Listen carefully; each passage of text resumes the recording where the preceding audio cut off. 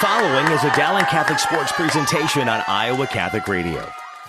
Our coverage of Dowling Catholic Sports is underwritten by Ashworth Vision Clinic, Construction Professionals, Dental Associates, Mercy One, the Catholic Tuition Organization, Skeffington's Foamaware, and Bozen the Florist. Thank you for supporting Iowa Catholic Radio.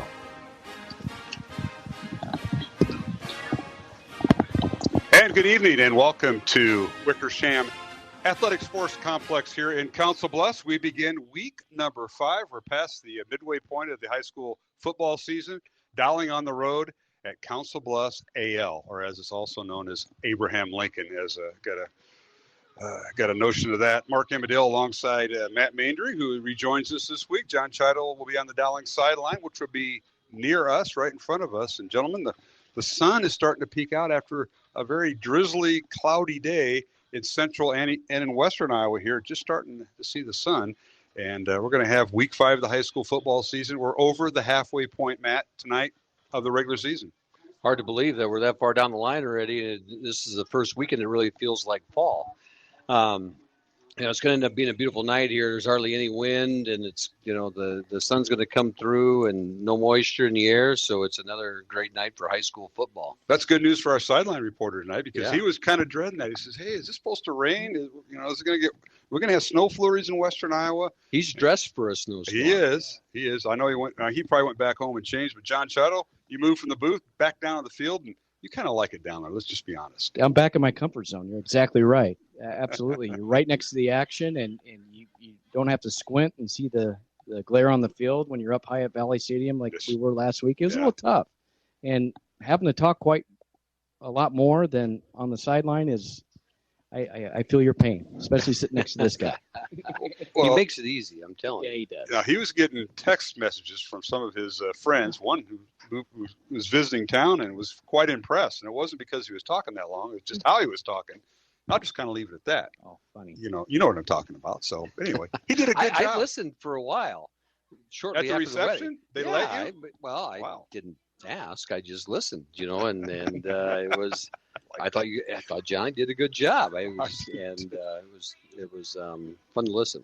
Well, Dowling got their win last week. They're now 3-1 with the win last Friday night over City High of Iowa City, 34-0. And we move on to this week. And, of course, the team that Dowling's facing tonight, AL of Council Bluffs, Lincoln of Council Bluffs. We just call them that so our listeners know. I know our board operator knows all about AL. But they're 2-2 coming in. And this is really a beginning of district play in a lot of ways. And it's getting those points, those RPIs at the end of the year that teams look at and how you're going to be seeded. Are you going to be seeded? Are you going to make the playoffs? And very important game as we begin district play, John. Yeah, you're exactly right. And Dowling is in a much better position this year compared to last year. Every game at the beginning of the season, just like this year, was a competitive big game. But, you lose 2 off the get-go, and it kind of hurts your seeding. But Mark's right. It's all about getting a good seeding and getting on the right side of the bracket when it comes to playoffs, because you need a lot of luck. That also goes with talent too, and keeping people healthy. So, moving forward, hopefully that you can get a lot of guys in with some good playing time and experience, and get guys healthy that aren't. So Ankeny defeating Southeast Polk last week kind of just brings everything into focus as far as how competitive it's going to be at the top of that 5A class. Yeah, the following next few weeks, you're going to be able to see, okay, who's seated high thus far based on who you've played, and that's all going to change because some of that's going to play out later on. But we can get back to what Johnny mentioned, the injury list. Last week it was almost blank except for the young man, Will Lifeker, the transfer from Dallas Center Grimes. He only got to play a few games before he was out with a leg injury, and he'll be out, as we understand, the rest of the season. Well, that's added since the City High game. Rashad Davis will not play tonight for Dowling, the tailback for the Maroons. He and C.J. Phillip were interchanging at tailback. Jack Moore will be the backup tailback tonight to C.J. Phillip. And Hunter Crushlow will move from the utility spot or fullback or that extra guard, as Coach Wilson says. He'll be the third running back in the Dowling offense tonight. Defensively, Ralston Rumley will not be playing tonight. And Andrew Schumacher, who was shaken up last week before the game, will not attempt PATs and field goals. So Marty Blount is the kicker for the Maroons, the sophomore, who you're very high on, John, before the season. You talked about the kicking battle between Schumacher and Blunt. And, they both played for you at one time. Yeah, it's good to have both those guys. They're great weapons to have because not only they can kick the ball, they're consistent. And that's a huge weapon to have, especially not one, but two of them. And Andrew can't play tonight, and now you have Marty stepping right in, and I think he'll do a fine job. No, we hope so. Earlier, I caught up with head coach Tom Wilson. We'll play that interview here coming up. Again, Dowling and Council Bluffs, Lincoln here in Council Bluffs tonight. Road game, radio only. Let's take a look at some of the other games going on. Last night, there was a game up in Sioux City as they're sharing Olson Stadium once again. It was Waukee Northwest shutting out Sioux City West 56-0. Waukee Northwest led 42-0 at halftime. So there's one game in the books in Class 5A. Third-ranked Ankeny is at Roosevelt tonight. That game at Drake Stadium. That game televised on the live stream on CISN. Fourth-ranked Southeast Polk is at West Waterloo. And that game will start at 7 o'clock. Sioux City East ranked 6th. This is the only battle of top 10 teams, really. Sioux City East at number 6. At number 10, Ankeny Centennial. That game will be on CISN tonight. 8th-ranked Urbandale at Des Moines East. That game at Williams Stadium. Waukee at Johnston. Marshalltown at Valley. That game on CISN tonight from Valley Stadium. And Ames is at Sioux City North tonight. 7 o'clock kickoff up in Olson Stadium. So that's a look at some of the games from the area of Class 5A around here. Pleasant Valley right now, the number one team in Class 5A. They're at Davenport North tonight at Brady Street Stadium. 5th-ranked Cedar Rapids Kennedy at Dubuque Senior. City High of Iowa City, a team that Dowling beat last week 34-0. They go across town and take on 7th-ranked Iowa City West. And Ottumwa is at 9th-ranked Cedar Rapids Prairie. So let's look at some of the teams, and it's going to become interesting as we move past the halfway point of the season after tonight, Matt. And it's going to be real interesting. And you've been there. You kind of look at the season. You know where the plateaus are, the first couple of games in the middle of the year and then the end of the year, and lots of stuff going on. This is when you get to that little bit of a lull with your teams as far as practice goes and everything else, because you get a little bit of that monotony of the weeks and everything else. And, you find a time, and I think Coach Wilson, they might have done it this week. They went Monday morning. Is that right? Yeah, I think they went Monday morning and gave the kids the afternoon off. And sometimes you just need to do that to get the kids out for a little bit and keep them fresh, and so that's part of it, because it does start to ramp up again as you get to the end of the season. Yes. And but this little lull right here is one where you want to re-energize. It also got up to the mid-90s on Monday, too, so that might have been part of it. That is true. It was worse on Tuesday. It was worse on Tuesday. All right, so let's start with Johnny, the Dowling offense against the Council Bluffs Lincoln defense tonight. And you look at that matchup defensively, Lincoln has, 4 starters back from last year, and Dowling's offense, clicking. They got a lot of guys in last week. They had the JV game on Monday, at least one JV game in on Monday. So a lot of guys got a lot of reps. And your thoughts on that matchup, Johnny? Well, what Dowling has seen a lot defensively is that 3-4 defense. And, in years past, they've struggled with that type of defense, especially running the football. But so you're going to see more experience going against a 3-4, which Abe Lincoln runs, and that's good because it gets your linemen more reps against. You're going to see a lot of that moving down the road, because a lot of teams are going to a 3-man front, especially when you're playing these spread offenses. So I would think you're going to see a lot of different things we haven't seen all year to try new things, but you also can't get too out of the box, because if you start doing that, a team like Council Bluffs Abe Lincoln could hurt you at times. So you really got to stick to what works and then try to implement some new things along the way. All right, and Matt, the Dowling defense, and they pitched a shutout. First one for Coach Campbell as a defensive coordinator. He got close last year, then I put the Fosh on him, and he gave up a field goal or something late in the game. Well, it's an impressive shutout last week, because the team that you're playing in Iowa City High is just an outstanding team. Right. This is the group that is really, I think, has really strengthened. I mean, where we're at week 1 to where we are now, again, a new defensive front, a new defensive scheme, and the kids have really bought in, and this group has improved and so solid up front. Even though they're missing Rumley tonight, with Hagan and Hikus, and I think Pearson is filling in that spot tonight. Mm-hmm. It's a good group, and they do a really good job of keeping those linebackers free, and that's what you want from that defensive line. keep hands off of those linebackers so they can run free. And that Jimmy Wanek he's everywhere. Yes. And, he gets him clean to a lot of plays, and Dylan Manning and Joe Hughes. And then you've got, a kid like a Jared Rickey and Matt Hatton on the edges who, I don't think we called their name once last year. I don't know what but they have really blossomed, and then the backside's improved as well. Now you have Seymour, his second game back, more game experience, which is huge. Yep, and Manning got the start, the sophomore, and then Seymour comes in with more experience, and you can interchange those two. Actually, Peyton Johnson gets to start tonight at tackle. Yeah. They're going to move Carson. Pearson, They're going to move Carson Hagan from tackle to nose guard, replace Rumley at nose guard, and Cody Hikus the other tackle. So that'll be an interesting battle up front. Yeah. We're going to take a break. Come back. Head coach Tom Wilson, the Dowling Catholic head football coach, will join me. We'll talk more about tonight's matchup and kind of recap last week's game with Dowling and City High of Iowa City. This is Mark Amadale alongside Matt Mandring, John Chido from Wickersham Stadium in Council Bluffs here on Iowa Catholic Radio. Jimmy, do you take Judy to be your wife? To have and to hold? Uh-huh. For richer or poorer? Okay. Are you listening, Jimmy? Jimmy! Till death do you part? Sure, right after I finish putting up this wall between us. There.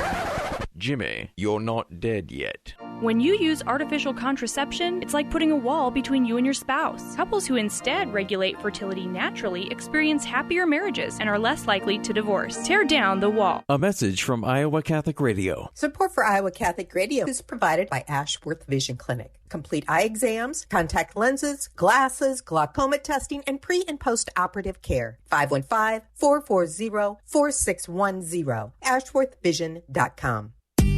The leading Catholic voices are on the largest Catholic media network in Iowa. Father Mitch Pacwa, Jeanette DeMello, Al Cresta. You're listening to the Iowa Catholic Radio Network.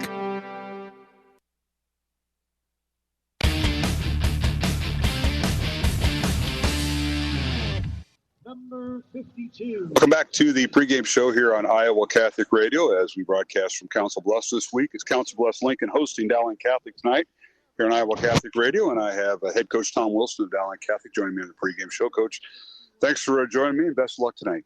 Thank you, Mark. Well, Coach, last week a huge win over City High of Iowa City, 34-0, and a game in which the Maroons now advanced to the majority of district play with the record of 3-1. Remember, a year ago you were 1-3, but what a huge victory that was. I know it came at a cost. You got a few players that won't be playing tonight, but a chance for them to rest up and a chance for others to step up. But a big win, and you go 3-1 into district play, and that has to be huge for your team compared to a year ago. Well, it really is. And, you think back to a year ago, we were trying to kind of scuffling to find ourselves, and really proud of our kids, obviously, starting off against Southeast Polk, and who I think is a great team, and get beat that first week, and then to come back and get 3 wins against 3 good football teams, and how we did it convincingly last Friday was good to see, and we got quite a few kids in the ball game there towards the end, and really proud of our kids and how we've progressed, and hopefully we'll continue to progress. Well, defense pitched the shutout, and I think we were kind of looking things up. And Coach Campbell, the defensive coordinator, since Coach Bossum left, first shutout. So hats off to him and the defensive staff. That's always kind of a milestone. And I said it I think last year during the game, and then they got a late touchdown off the reserves. So I held off saying that last week, Coach. Appreciate that. Those guys have done a great job. It's no secret that we've changed our scheme a little bit to try to fit the talent that we have, and a lot of times that takes time, and for us to keep a quality offense like City High off the board says a lot about our coaches and obviously our players. But thought we did a really good job, and they keep making progress, and that will be really, really important to us as we continue to move forward. Throughout the game, there's a lot of kids making plays, and we can start on the defensive side. I thought Your defensive backs and linebackers were once again outstanding. And you also got healthier on that side of the ball, which helped with depth. And that's going to play into tonight's game a little bit. But there was some, I forgot, might have been, it wasn't Wannick, but it was one of your corners that had some nice deflections off balls that were pretty well thrown by Blake Larson, the City High quarterback. They were right there. They were, and that was Jared Rickey. Jared Rickey, I thought, probably had his best game that I recall in the last couple of years. And, we gave Jake Anderson the duty of covering number 14 just because we have a lot of respect for him and thought he was a really good receiver. And I thought Jake did a good job. But, I really think it's a team effort. But I thought Wannick had a good game on the inside. I thought Manning continues to make progress. Joe Hughes flashed, and really I thought our defensive line did a really good job. Hagen and Rumley and Heikus have been great throughout the year, but as you mentioned, getting Peyton Johnson back helps us quite a bit from a depth standpoint there. And I thought Peyton flashed a few times, and really you pitch a shutout against a team like that. A lot of people have to do it, and really that defense has stepped up. And just to follow up on that, Coach, you're about taking something away from the opposing team, especially on when your defense is out there. Ronnie Major is an outstanding running back, quick as lightning, and he wore number 1. And the kid you're referring to, Achille Maddox, number 14, was one of their dual threats as a receiver, along with Evan Lamp. And you really made him one-dimensional. You made Larson, the quarterback, who's got some Sufi Heelan ties. His grandfather, Dave Triplett, he's a very athletic quarterback. He'll be back next year. You made him work for everything he threw.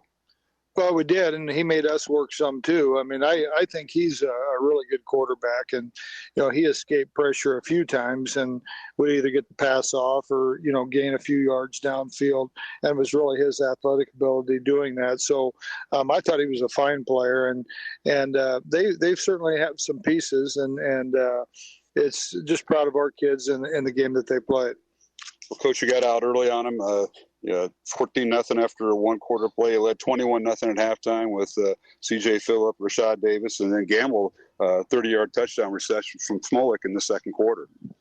We did, and I thought those two backs were really good. I think our offensive line deserves an awful lot of credit for that. But Rashad and C.J. continue to become better, and the throw from Smolik to Bo Gamble, I thought was a thing of beauty, and Jackson threw another one in there to Thompson down the seam as well, and those you see throws like that, and you start realizing why people were looking heavily at Jackson.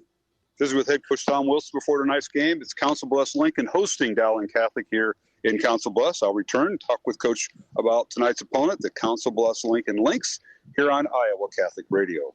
When it was discovered that messages could be sent through the atmosphere without the use of wires, it revolutionized how we communicate. Hi, this is Matt Wilkham, Executive Director for Iowa Catholic Radio. One of the very first radio stations Marconi was commissioned to build was for the Pope, as the Church immediately recognized the potential for evangelization. Iowa Catholic Radio continues this tradition, connecting listeners to Christ. But we need your help during our fall fundraiser starting October 3rd. Can you give $30 a month? Go to iowacatholicradio.com to give now.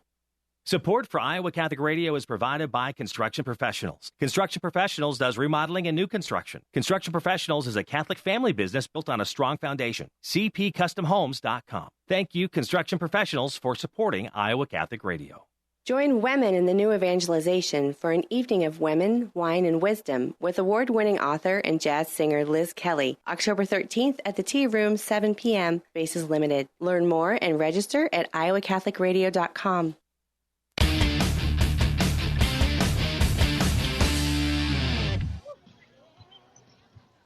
Welcome back to the pregame show here on Iowa Catholic Radio. Continue my conversation with head coach Tom Wilson. This is Mark Amadale. It's Dowling and Council Bluffs Lincoln here in Council Bluffs. Wickersham Athletic Complex is where the games are played, where the Council Bluffs schools play all their home football games. And Coach, tonight it's Council Bluffs Lincoln. They come in with a 2-2 record. They were 3-1 a year ago last time you played them. But Coach John Wolf in his 9th year, he's got his team going. He's got some kids back. Not a whole lot of two-way players, but they have a few. And they got some athletes, as we know. They can sling the ball around. They scored a few times last year on Dowling Catholic. Your thoughts on playing the Lynx as we get into district play?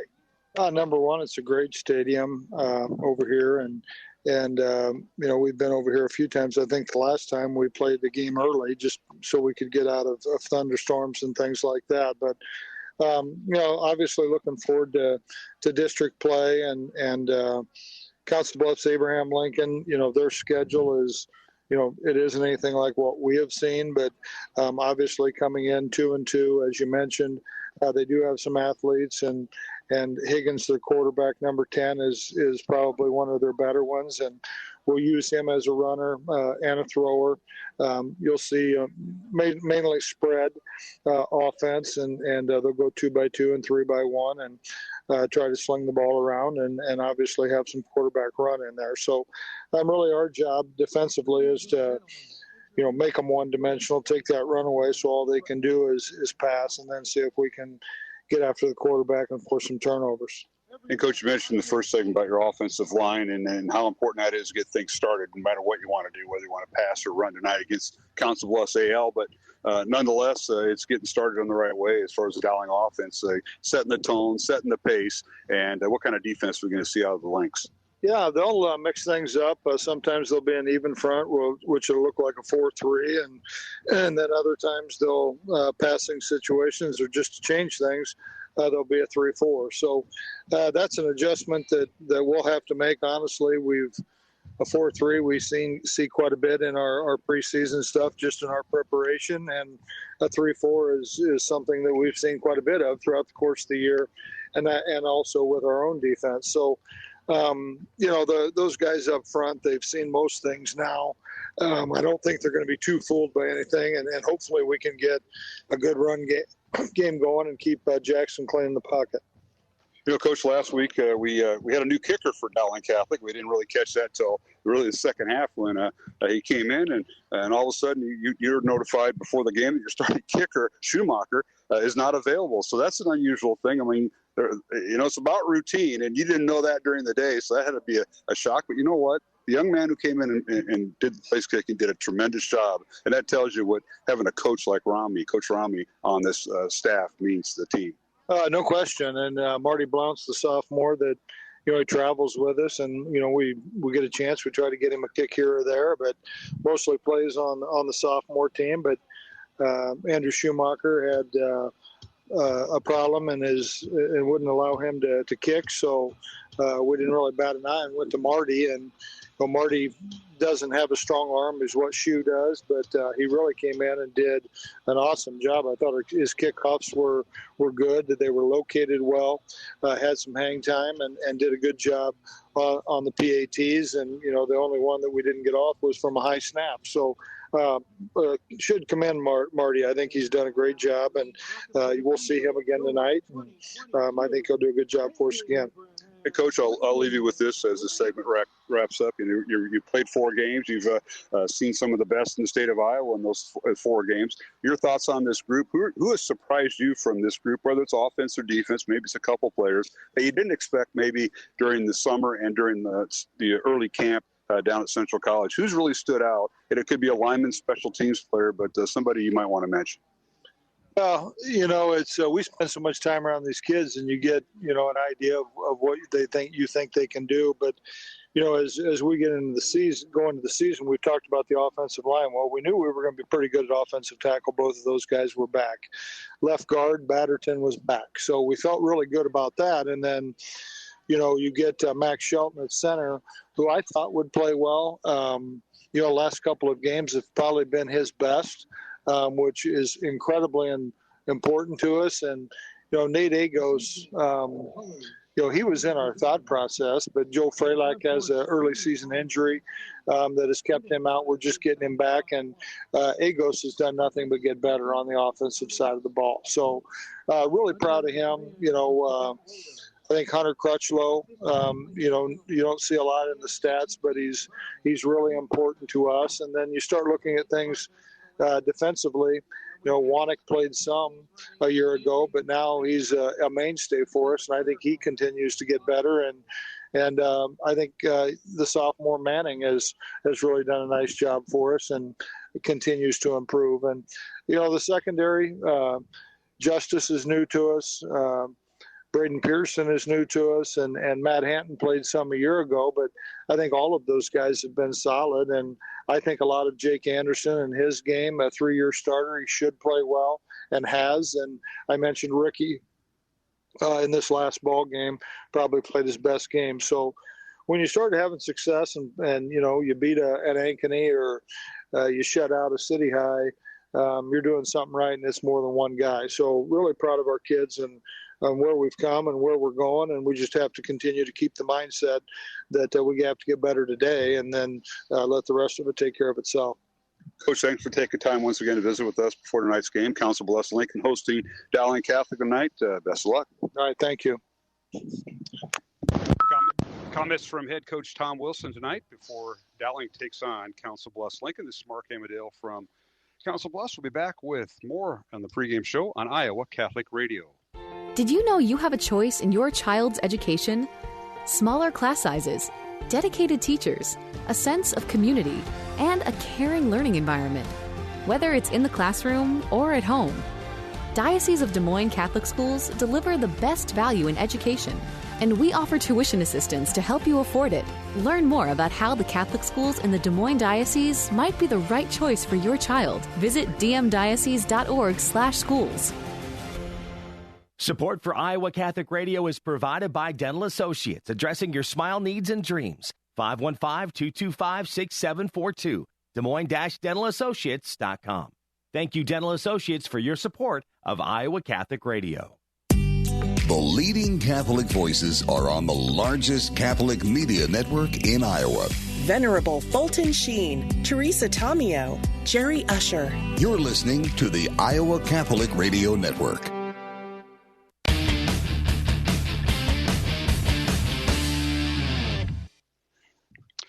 And we're back here at Wickersham Sports Complex here in Council Bluffs, awaiting tonight's game. Dowling taking on Council Bluffs Lincoln.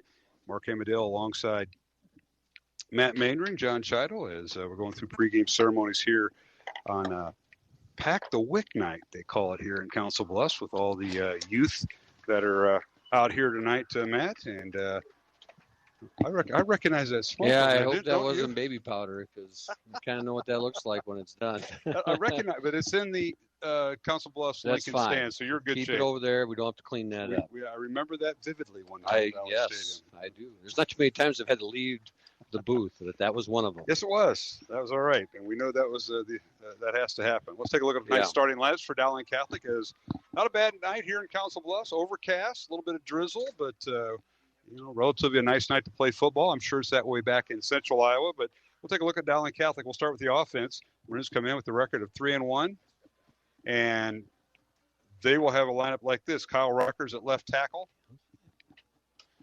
Okay. He will be at left guard tonight. Will be Cade Batterton.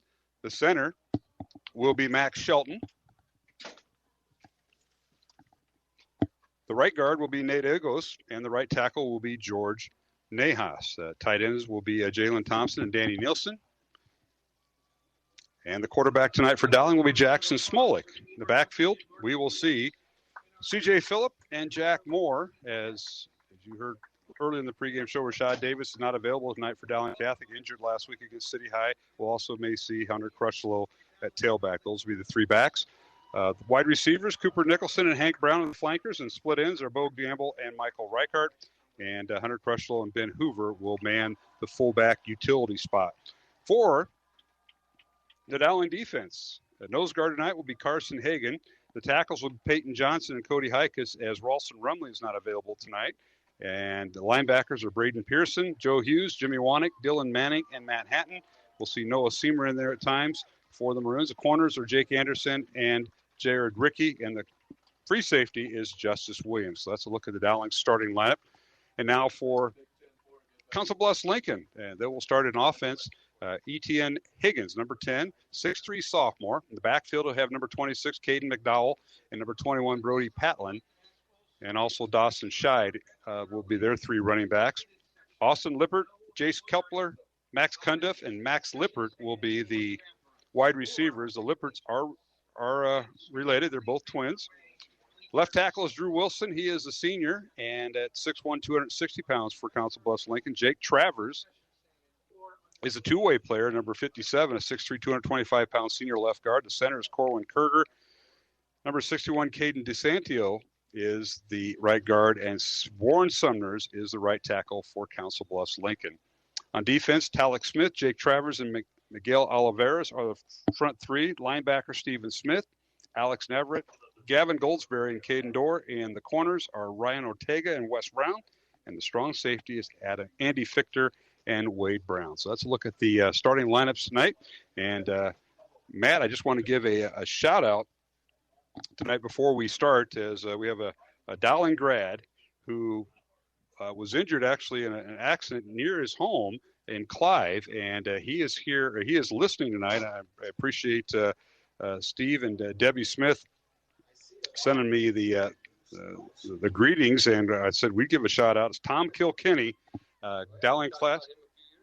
He's a few weeks. We talked about Tom a couple weeks ago. Well, he's resting at home after the accident. Oh, good. And he's doing well, but he's listening tonight back in Des Moines. So how about that? You bet. That's the neighbor right around the corner from me. So I'm glad to hear that Tom's back home. That's great news. He's home and he's listening. So hang in there, Tom. We're praying for you. I'm glad you're listening. And thanks to Steve and Debbie Smith. Just found out last week at a wedding. We're going to take a break, come back with kickoff. Dowling and Council Bluffs Lincoln, as Dowling will be kicking off here in Council Bluffs, here on Iowa Catholic Radio.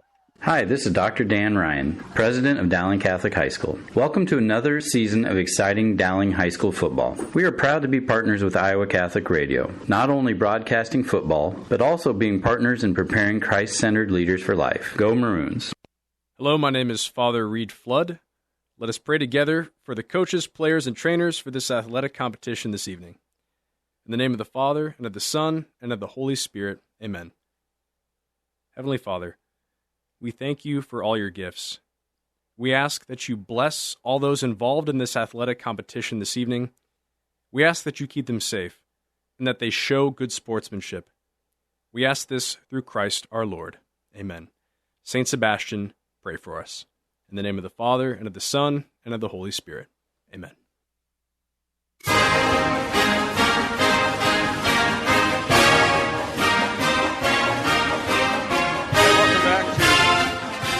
Council Bluffs, as we are underway here in Council Bluffs. Dowling kicking off. Council Bluffs has the ball first here, Matt. 1st and 10 from right around their 20-yard line. Its officials now are spotted up to the 22-yard line as we're set for football on an overcast. Maybe a little bit of mist in the air, but much like it was some drizzle in Des Moines, we have it here.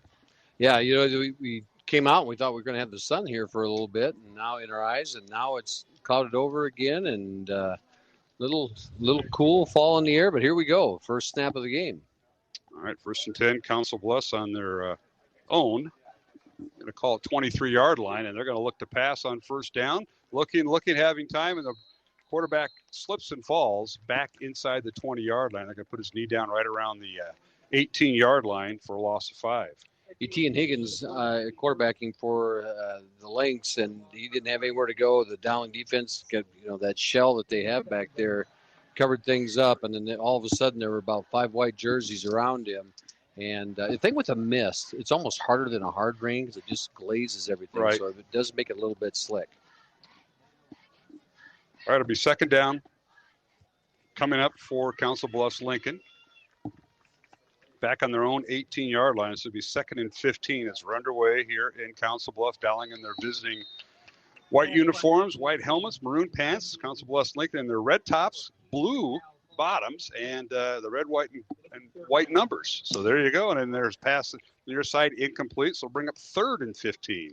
Higgins tried to throw out to number 26, Caden McDowell, and didn't get a good grip on the ball. And as the Maroons converged, he let the ball hit the ground, and it's incomplete. So now you have 3rd and, where are we at? 3rd and 13, 3rd and 14. 3rd and 15, we'll call it. Loss of 5 on 1st down. Back to throw is their quarterback. Fires it out, and the pass is caught. Higgins throws it to Lippert. It's Austin Lippert. We have Austin and Max. Max wears number 88. Austin wears 3. It's a short gain, and up to the original line of scrimmage will be 4th and 10 from the 22. Hit that quick little out there, and Braden Pearson and Jared Rickey right there to make the stop for the Maroons to create the punt situation for the Lynx. So gain of 5, 4th and 10. And the ball might have been partially blocked, low kick, and it's going to bounce around the Lynx 42-yard line. So a 20-yard punt, and Dowling now 1st and 10 in great field position to start from the Lynx 42-yard line with 10:30 remaining here in the first quarter. No score between Dowling and Council Bluffs Lincoln. Let's go down to our first report from the Dowling sideline, and that is where John Chido is at. Johnny? If he's in range. He might be out of range there a little bit. He's down on the 10-yard line here. So, first snap. All right, Dowling with the ball as we'll go down to John here in a moment. Smolik back to throw, fires it near side. The pass led the receiver, Cooper Nicholson, a little bit too far, incomplete to bring up 2nd and 10 Maroons. It looked like Cooper broke that off, or there wasn't very good timing between the two there, and ball a little outside as the Lincoln had pretty good coverage on that. AL did. Maroons right up to the line of scrimmage. They'll send out 2 receivers right, tight end on the right with pistol formation, and the give is the tailback, and that's C.J. Phillip, and he is upended as he crosses the 40, gets inside the 40. I got to spot him down near the 36-yard line. Pretty good gain after he got upended originally. Yeah, he got hit. He got hit early and was able to fight through that tackle and started to leap another one and ended up with a good gain out of that. So 6-yard gain, it looks like. That'll bring up second or third. 7. Yeah, 3rd and 4. Maroons will go to trips to the right. Dowling going left to right, south to north here at Wickersham Athletic Complex. Handoff goes to Phillip. He stood up, and maybe a gain of 1 will bring up 4th and about 2 or 3 for Dowling as they went over the right side. Stephen Smith, the senior linebacker for the Lynx, came in and made a nice stop on that play and prevented C.J. Phillip from getting the first down. So it's 4th and short here for the Maroons. 4th down, Dowling going for it. 9:20 remaining here in the first quarter. No score. Here's a snap out of the pistol. Handoff Phillip right up the gut. He follows Max Shelton, and he dives near the first down. I think he got it, and the official on the near sideline says a chain gang can advance 10 yards. Good solid run there for CJ, putting his nose down and making sure he gets the yards. No dancing in there, just straight ahead behind the left side of that offensive line with Batterton and Rockers and Shelton, and got the yardage he needed. First down, Dowling at the 30-yard line, gain of 4. Now back to the ground game again, and this time slow going. Phillip driven down right at the point of attack near the 30-yard line, so to bring up 2nd down and long. Again, Stephen Smith there for the Lynx as he come up and did a really good job of getting C.J. Phillips at the feet, so he couldn't run and upended him, and short gain on the play. All right, back to throw is Smolik. His second pass of the night, fires it near side. He overthrew his intended receiver, and that was Cooper Nicholson on the near side. But it may have went for 5 yards, but overthrew him. That'll bring up 3rd down once again for Dowling. Good coverage for the Lynx as they were able to cover up that short pass, and the offensive line did a really good job there. Jackson had a clean pocket, time to throw, and he won't miss that too often. All right, from the Lynx 31-yard line, Dowling trying to take advantage of field position. Back to throw Smolik, fires it near side. This time caught by Cooper Nicholson. Slips a tackle down the near sideline and finally spun out of bounds right around the 10-yard line. If it is, it's 1st and goal Dowling. But what a run by Nicholson after he made the catch on a little square-out pattern on the near side. It looked like you throw that pass and you wonder, okay, Jackson, why are you throwing a pass that short on when it's 3rd and long is probably a 5-yard pass. And Cooper Nicholson makes that first guy miss, and then he's got open field. So that brings up 1st and goal Dowling. And there's 1st and goal at the 10-yard line. Gain of 21 that time by Nicholson. Smolik under center, and a little end around handoff goes to Trey Wilson trying to get outside the numbers. Now cuts inside the hash, still on his feet, and he's going to be brought down for a loss back near the, 12-yard line, loss of 2. A little end around, if you will. Everything was going right, and then here comes Trey Wilson right to left, and he was taken down as he tried to get outside the numbers. Wes Brown for the Lynx, for AL, he did his job. He's the outside guy on that side, and he stayed home and didn't give Trey. He was the only guy there, and Trey had nowhere to go. All right, 2 tight ends, 1 receiver in this formation. And now they keep it, and that's Jalen Thompson with it. He gets inside the 10, down near the 5-yard line.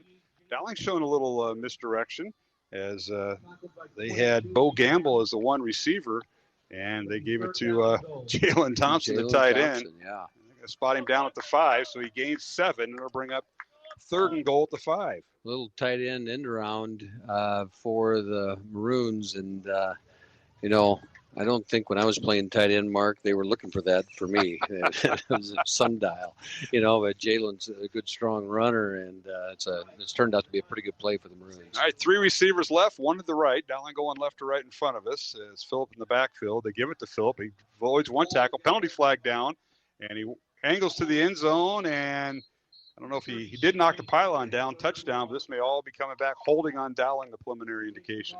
Yeah, it's one of those plays when you're sitting there and you see the flag come early and you go, just, you know. But you have to finish the play because they get to decline the penalty on 3rd down. So, you know, CJ did a good job of continuing his run and over the corner pylon. And so now the Maroons are in a 3rd and long, 3rd and goal, 3rd and long. And they'll mark off the holding penalty for Dowling Catholic. Inside the 20-yard line. And they'll put it at we'll call it the 17-yard line is where the Maroons will be. Smolik out of the shotgun, 3 receivers left, looks right, fires towards the end zone, got a man open, but he overthrew him. Incomplete. And we'll bring up 4th and goal Dowling at the Council Bluffs Lincoln 17-yard line here, Matt. They ran out of turf there at the corner of the end zone as they were overthrown just a little bit on Jalen Thompson. And now we get Marty Blunt in here for the kick for the Maroons. This will be a 34-yard field goal attempt for Marty Blount, the 5'7", 135-pound sophomore. Snaps they hold it on the right side. The kick is up, and it looks like it did go through, and it did. Field goal is good by Blount from 34 yards out, and Dowling on the board first with 6:30 remaining first quarter. Dowling 3, Council Bluffs Lincoln nothing here on Iowa Catholic Radio. Honey, I'm so excited for our kitchen remodel. All right, you love birds. Floors? Natural hardwood. Okay. Wow, that was quick. Countertops? Definitely natural granite. Check. Woohoo! And that wall? Tear it down. It let in more natural sunlight. Done. Whoa. Speaking of tearing down walls, your family planning. Natural, right? Natural family planning is 99% effective at achieving or delaying pregnancy, and there are no harmful chemicals, so it's better for you and the environment. Tear down the wall. A message from Iowa Catholic Radio. Support for Iowa Catholic Radio comes from Mercy One, your expert circle of personalized care for all your health needs. With more care locations than anyone, your best life is their one purpose. Find your doctor at mercy1.org. The next Man Up West Power Lunch is Friday, October 14th at noon at St. Francis of Assisi Parish in West Des Moines. The topic will be the Eucharist, a food for the journey of discipleship with Tom Quinlan. Lunch provided by Chick-fil-A or bring your own. Learn more and register at iowacatholicradio.com.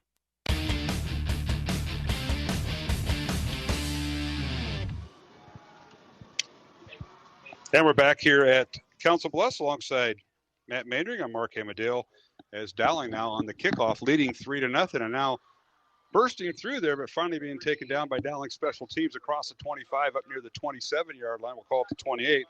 That's where the Lynx will start after a nice kickoff return.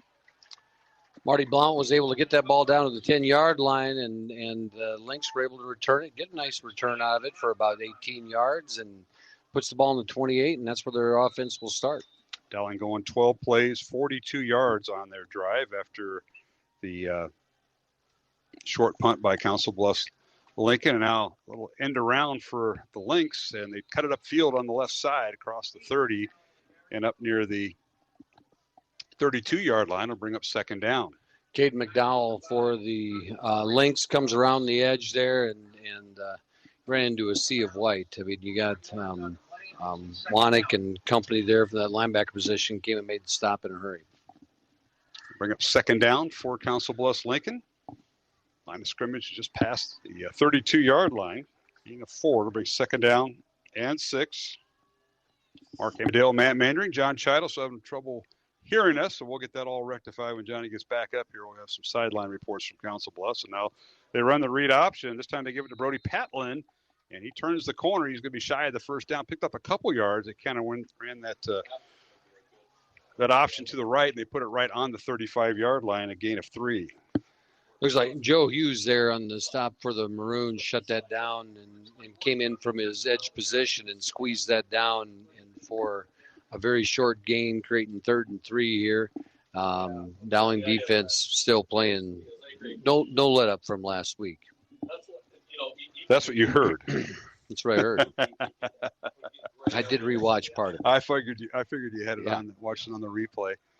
3-0 Dowling leads with the lead. 5:45 remaining first quarter. Here is a quarterback, direct snap, and that's Brady Watts with it. He's the backup quarterback and takes the ball right side, but he can't turn the corner, and he gets out of bounds or shy of the first down, obviously. We're going to spot forward progress over there, bring up 4th down, no gain. 4th down at the 32-yard line. They ran that quarterback keeper to the short side of the field, thought they would get the numbers on that edge, but, you got Jake Anderson out there and just turned that play upside down for a loss in a hurry. 2-yard loss, and it'll bring up 4th down once again for Council Bluffs, Abraham Lincoln, and they'll have the punting unit in.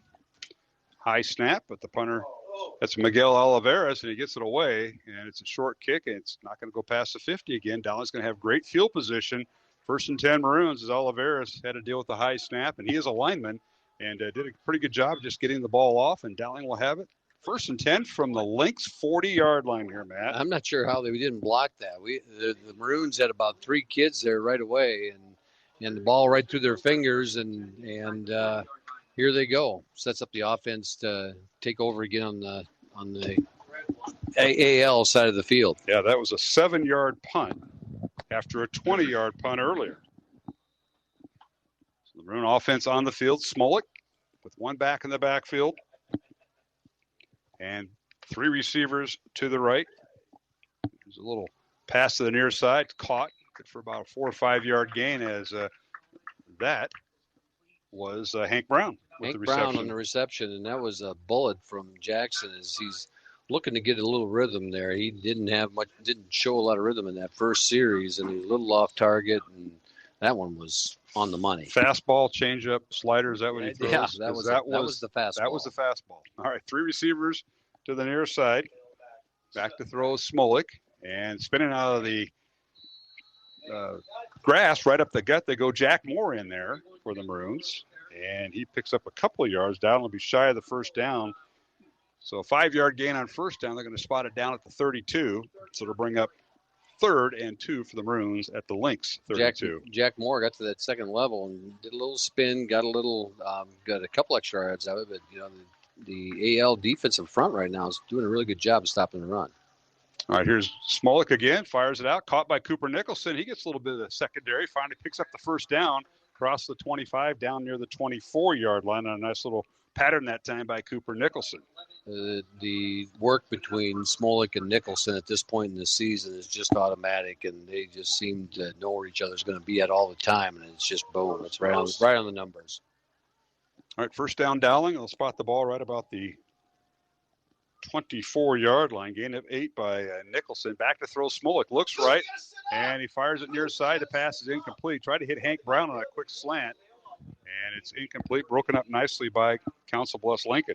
Yeah, they ran 3 guys out in that same area, and Thompson running down the middle of the seam, Cooper running down the edge, and then Hank was the short receiver on that one, and didn't quite get the hook up there. So that'll bring up 2nd down and 10 for Dowling. Line of scrimmage is the 22. Handoff Jack Moore again, and he stood up after maybe gaining a couple yards, and it'll bring up 3rd and long for Dowling Catholic. The linebacker play from AL right now is looking really good in the middle of that field, led by Stephen Smith and company. They are doing a really good job of not letting that zone blocking scheme of Dowling take over. All right, the Maroons now with 3rd and long. Back to throw is Smolik. Dances around the pocket. Now scrambles from the pocket. Coming near side. Fires towards the end zone. Got a man open. Touchdown! He made something out of nothing. Cooper Nicholson. Or is that him? I think that's Bo Gamble. That's Gamble that was left alone. Lucas. Isn't that Lucas Hillard? Yeah, it's Bo Gamble. It's Bo Gamble. Gamble on the touchdown reception. As he was left alone after, I tell you what, Smolik got out of the jam. And he scrambled to the near sideline and gambled with the catch. Touchdown of 22 yards.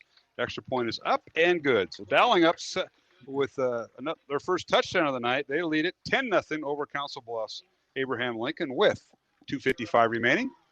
First quarter here on Iowa Catholic Radio. Iowa Catholic Radio business underwriters provide people with the opportunity to hear the Word of God and grow in their faith each and every day. Our business supporters have helped expand our network, connecting more listeners to Christ. Would your business or organization like to share in this mission? If you own or manage a business, we would like to talk to you about how you can make a positive impact in the state of Iowa and beyond. To learn more about becoming an Iowa Catholic Radio underwriter, contact Deacon Mark 515-223-1150 or visit iowacatholicradio.com.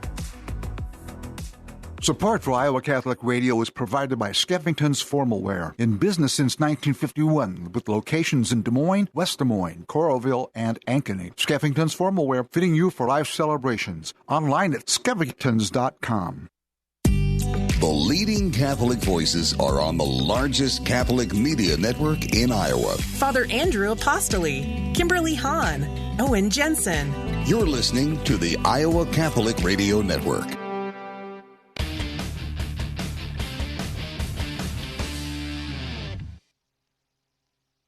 And we're back here in Council Bluffs, and now here's the kickoff, and it's a loose football inside the 10-yard line, and they say Dowling's got it. The Maroons hustle down on that play, Matt Maindring, and they caught Council Bluffs Lincoln off guard, and now Dowling with the ball after a fumble recovery here. So the kick goes off the first kid, he misses it, and the second kid kind of kicked it, and by that time the Maroons had gotten down the field, and then it was just a matter of where's that ball going to end up, and then where it takes that funny bounce, and we had about 6-7 Maroons there jumped on it, and first and goal. Yeah, they're going to spot it right at the 5-yard line of Council Bluffs Lincoln. So the Maroons now will come out with the pistol formation, 2 receivers to the right. Gamble is one of them. And here's the option. They give it to the second man through, and that is C.J. Phillip in there. He dances inside the 5 down to the 2-yard line for a gain of 3. Made something not much right there for C.J. Phillip as he was dancing through there. And I shouldn't say dancing. He put his head down. He got in there and really churned those legs and got down to 4. Again, AL's defense right now, they've come out and say we're going to stop the run. And they've done a really good job at this point. They've had a lot of pressure on them. Their backs have been against the wall much of this first quarter. The back of C.J. Phillip's jersey is torn right where the 0 is on the back of his jersey. Just notice that. And tight formation, hand up Phillip once again, try to bounce outside, still on his feet, diving towards the end zone, touchdown, C.J. Phillip. He was stopped at the 1, and then he just kind of put his head down and got his legs going, touchdown Dowling Catholic. Nice strong run there by C.J. and kept it almost looked like he was trying to run over one of our own guys blocking for him there for a little bit, and he just had his head down, churned the legs, and bounced into the end zone. Good strong run, good finish there.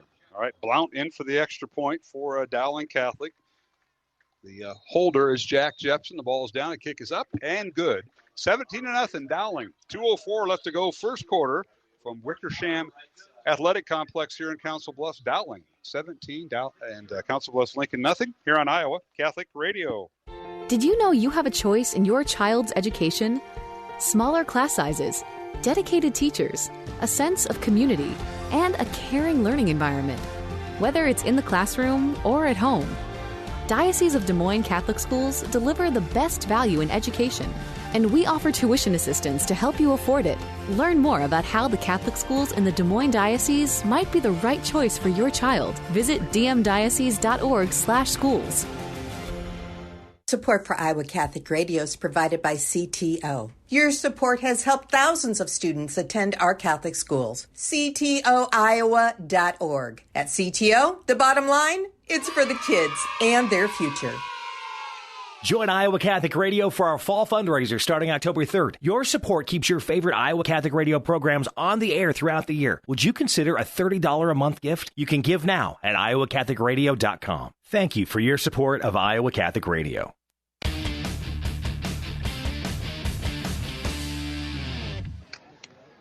And we're back here in Council Bluffs.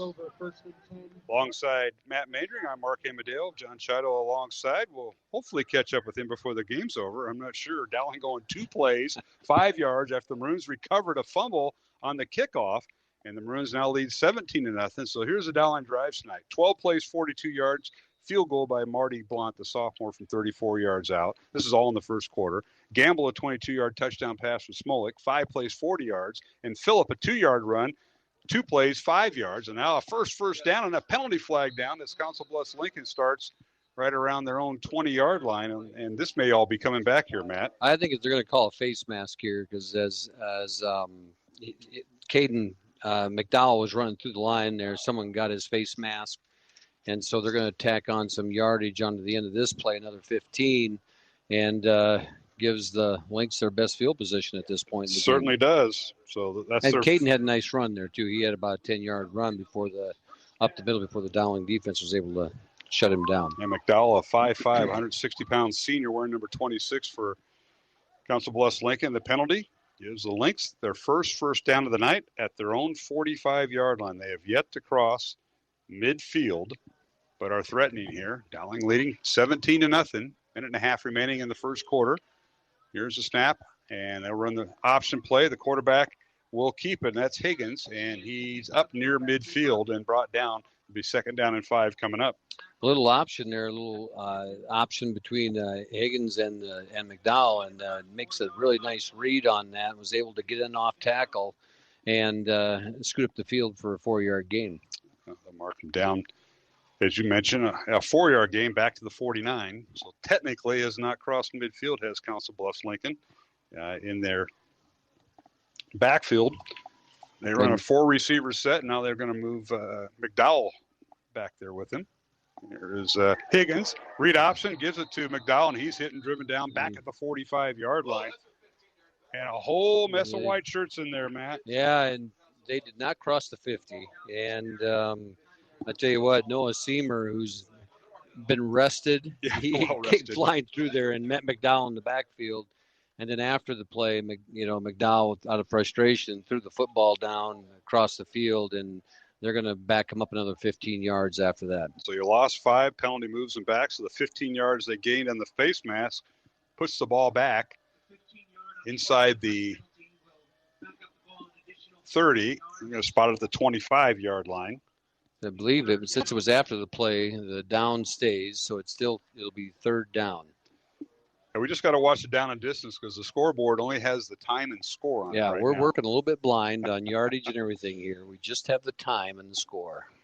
It does say 3rd down on the down and distance marker. 3rd down for Council Bluffs Lincoln. 3rd and call it. Bunch.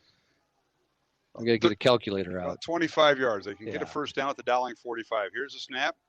And Higgins fires it out. The pass is caught. Nice catch that time by their one of their twins, Max Lippert, twin brother of Austin Lippert. He makes the catch, but shy of the 1st down up to the 37-yard line.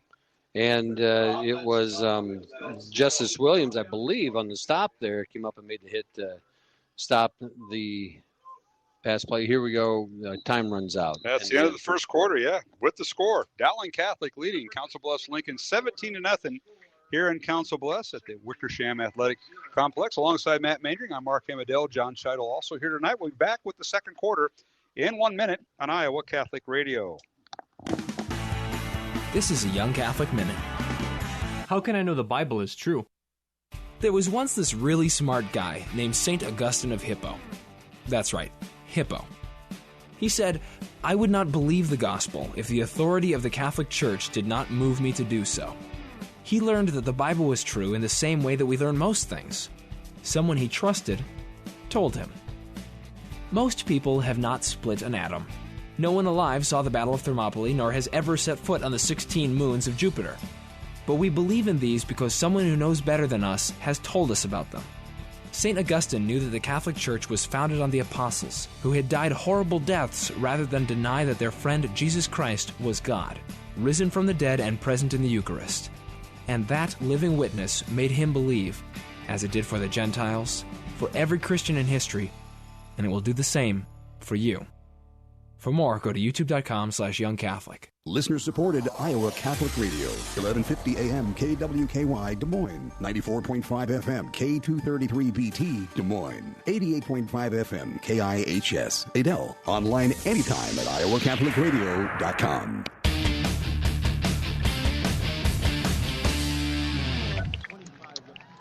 And we're back here at Council Bluffs. Mark Amadale, Matt Maynard. We start the second quarter. They fumbled that leading punt sample. 17-0.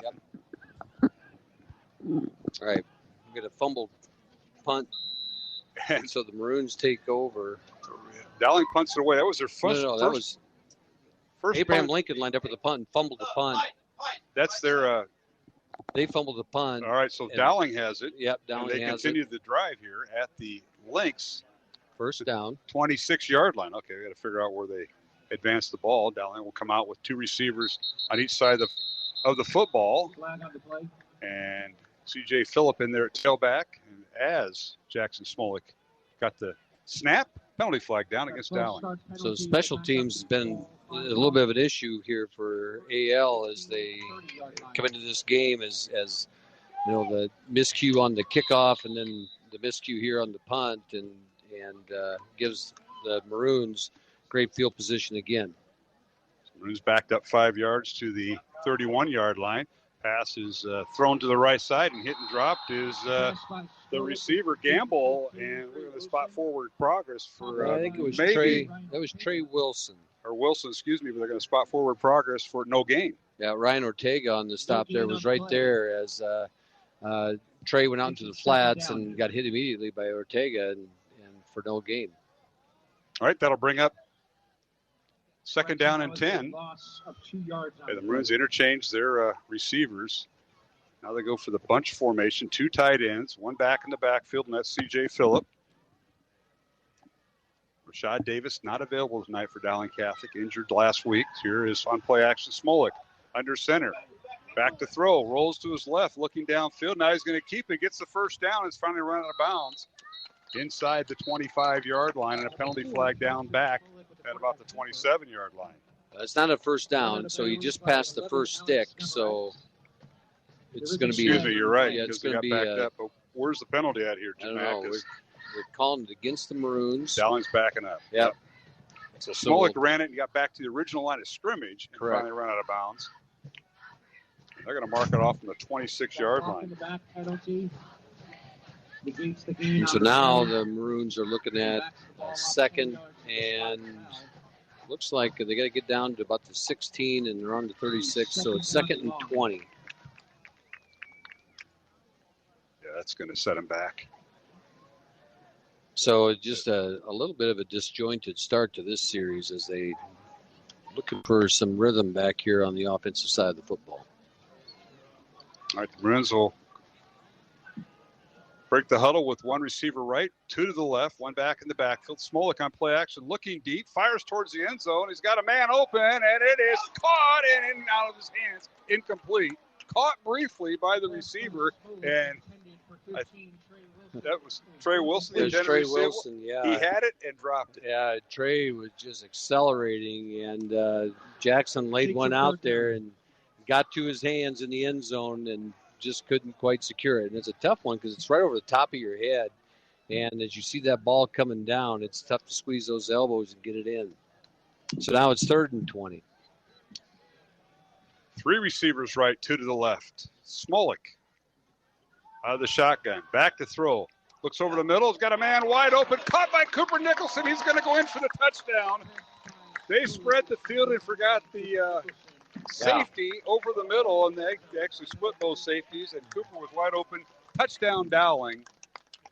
And the Maroons score from 36 yards out. Yeah, you got Cooper Nicholson just split the middle of the field and got in behind the linebackers, and in the blink of an eye, Jackson Smolik puts it right on the button, and Cooper Nicholson runs in, essentially untouched. So for a Cooper, touchdown. For a 36-yard score. Extra point coming by Blount, who gets to start tonight at kicker. The extra point is up and good.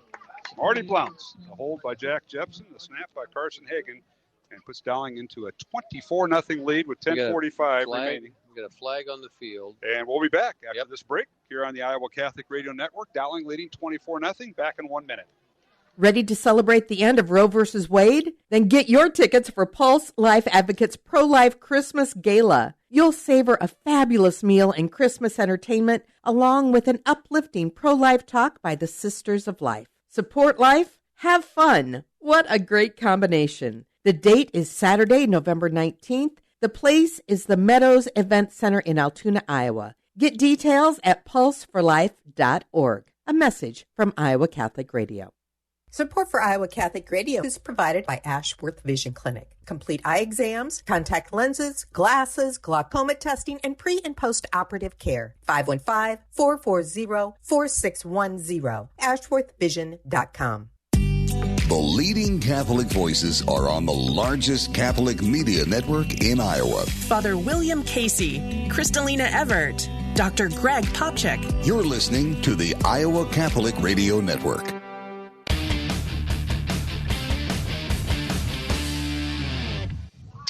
Hey, we're back here at Council Bluffs. As Matt mentioned before we went to break, penalty on the play by Council Bluffs Lincoln on the extra point. So Dowling's going to kick off from the Lynx 45-yard line, Will Marty Blount. One of those things where if the score was different, the situation different, this is where you would take advantage of one of those little pop kicks or, one of those short pop fly things. But, at this point, I think you're going to have Marty Blount with a 24-0 lead just punch it into the end zone. So we'll see what happens here as they line up. The Bruins are carrying one extra kicker tonight due to the injury to Schumacher. Andrew Schumacher came up lame last week before City High. Here's a kickoff and fielded at the 10-yard line by one of the upbacks and getting outside the first round and struggling to get to the 20. They're going to put him down right at the 19-yard line. So good coverage by the Maroon defense. Now what they did was they had Marty just do one of them short little pop fly kicks, and short from the 45 makes it only go down to the 10 and allowed the Maroons to get down there in coverage and puts the AL offense deeper, back farther towards their end zone than it would have if they would have kicked it into the end zone. So it turns out to be the right call for the Maroons. All right, first down, Council Bluffs, Lincoln. Their line of scrimmage is their own 19-yard line. Dowling leading 24-0, and now first play. Try to get outside and try to turn the corner. No gain on that. Dylan Manning was there and shut that thing down. He got into his alley, and you could see him scraping along the backside of the defensive tackles and shot the gap and met the running back right at the line of scrimmage. No gain on the play. That was McDowell, who you're referring to, starting tailback. 10 minutes left to go. Second quarter, Dowling leading 24-0. Reminder at halftime, our guest is Ron Gray, the Dowling boys golf coach here in the fall, girls golf coach in the spring. And now the ball's picked off and scoring. Is that Noah Seamer? And that is Dowling on the pick six. Joe Hughes. Joe Hughes with the pick six from 20 yards out. And that's got to rank right up there defensively. Hughes with the pick six. Yeah, Joe Hughes was sitting there, and you could see when Higgins released the ball, the guy he was throwing to, which I missed the number, was out in the flats, and Joe Hughes was reading Higgins just as he was releasing the ball and stepped right in front, makes a nice catch, and scampers in untouched into the end zone. 20-yard interception returned by Joe Hughes, and now the extra point by Marty Blount. Jepson on the hold, now penalty flags down. So, Maroons with a field goal by Blount, Gamble, and Cooper Nicholson with touchdown passes from Smolik. C.J. Phillip on a 2-yard run, and now the defense gets involved. Joe Hughes on a pick six from 20 yards out. Now a penalty against Dowling on the extra point. False start, it looks like. So they're going to reset and make this a 25-yard extra point. So Jepson, the holder, will put the ball down right at the 15-yard line. Hagan will snap it. Starting nose tackle is also the long snapper, Carson Hagan. The extra point is up, and it is good. So our score, Dowling with the lead, 31-0 over Council Bluffs Lincoln here in Council Bluffs. We'll return after this 1-minute break on Iowa Catholic Radio.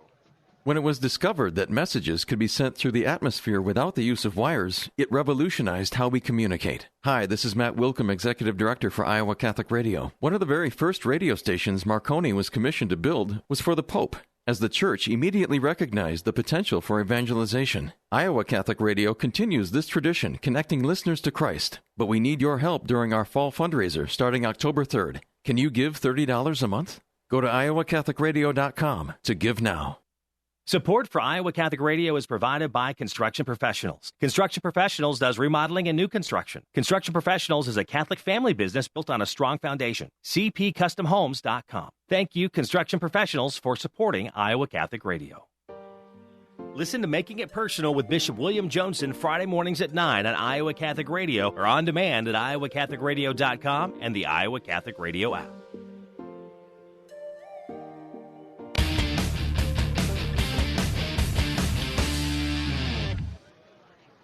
And we're back here in Council Bluffs. Dowling leading 31-0 after the pick six by Dowling linebacker Joe Hughes from 30 yards out. Now the kickoff by Blount.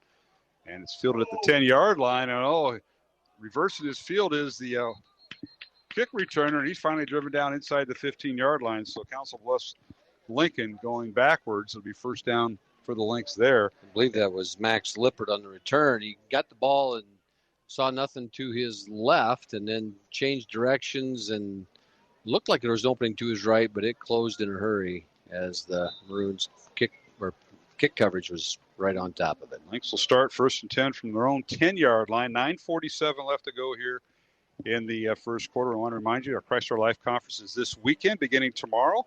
That's September 24th and 25th, held in downtown Des Moines at Wells Fargo Arena with Father John Ricardo and Chris Stefanik, Matt Frad, and a whole slew of guests. So if you have an opportunity, tickets you can buy at the door or you can purchase online at ChristOurLifeIowa.com. And now quarterback keeps it that time on first down from his own 10-yard line, kind of maybe the safe play there for the Council Bluffs Lincoln quarterback. He just kept it, and Higgins got up to about the 15-yard line, gained about 5.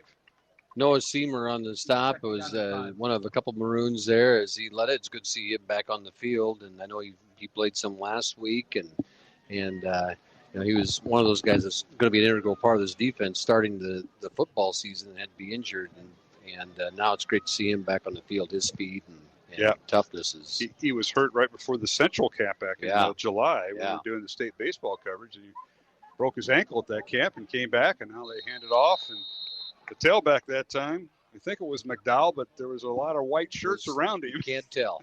You can't tell at this point as he comes out. No gain in the play. I believe it looks like Brody Patlin. Brody Patlin, sophomore running back, number 21, looks like he emerged from the bottom of that pile of sea of white. So they're interchanging their tailbacks as well. All right, that'll bring up third down and long. Just don't see a lot of fire out of this Abraham Lincoln team at this point. It's been a dominant first half. All right, Higgins will have 3 receivers right. They'll run the read option. The give is to Patlin as last time, and he keep it on the ground. He turns the corner, gets a yard, but it'll bring up 4th and about 1 as he was just shy of the 20 there, Matt. Yeah, as we're guessing here, it looks like 4th and 1. I can't tell what the first down marker is. They're going to keep their offense on the field, it looks like. And they're getting up to the line of scrimmage quick. And they'll work out of the shotgun, and now a timeout called by, I believe, Dowling. We'll see. It is. Yeah. We'll take a minute break with 7:56 remaining. Second quarter, Dowling Catholic leading 31-0 over Council Bluffs Lincoln here in Council Bluffs on Iowa Catholic Radio. Did you know you have a choice in your child's education? Smaller class sizes, dedicated teachers, a sense of community, and a caring learning environment. Whether it's in the classroom or at home, Diocese of Des Moines Catholic Schools deliver the best value in education, and we offer tuition assistance to help you afford it. Learn more about how the Catholic schools in the Des Moines Diocese might be the right choice for your child. Visit dmdiocese.org/schools. Support for Iowa Catholic Radio is provided by Dental Associates, addressing your smile needs and dreams. 515-225-6742. Des Moines-DentalAssociates.com. Thank you, Dental Associates, for your support of Iowa Catholic Radio. The leading Catholic voices are on the largest Catholic media network in Iowa. Father Joseph Mary, Dan and Stephanie Burke, Bear Wozniak. You're listening to the Iowa Catholic Radio Network.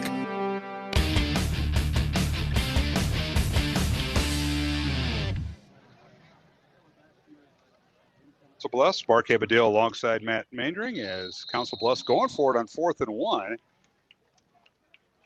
and they snap the football. And what do we got here, They're man? going to give them a first down. Yep, they're moving the quarterback chains. sneak. They started in pistol, and then Higgins went up under center, and the quarterback sneak is they hit the wall, but Higgins was able to keep his legs churning and squeeze out a first down.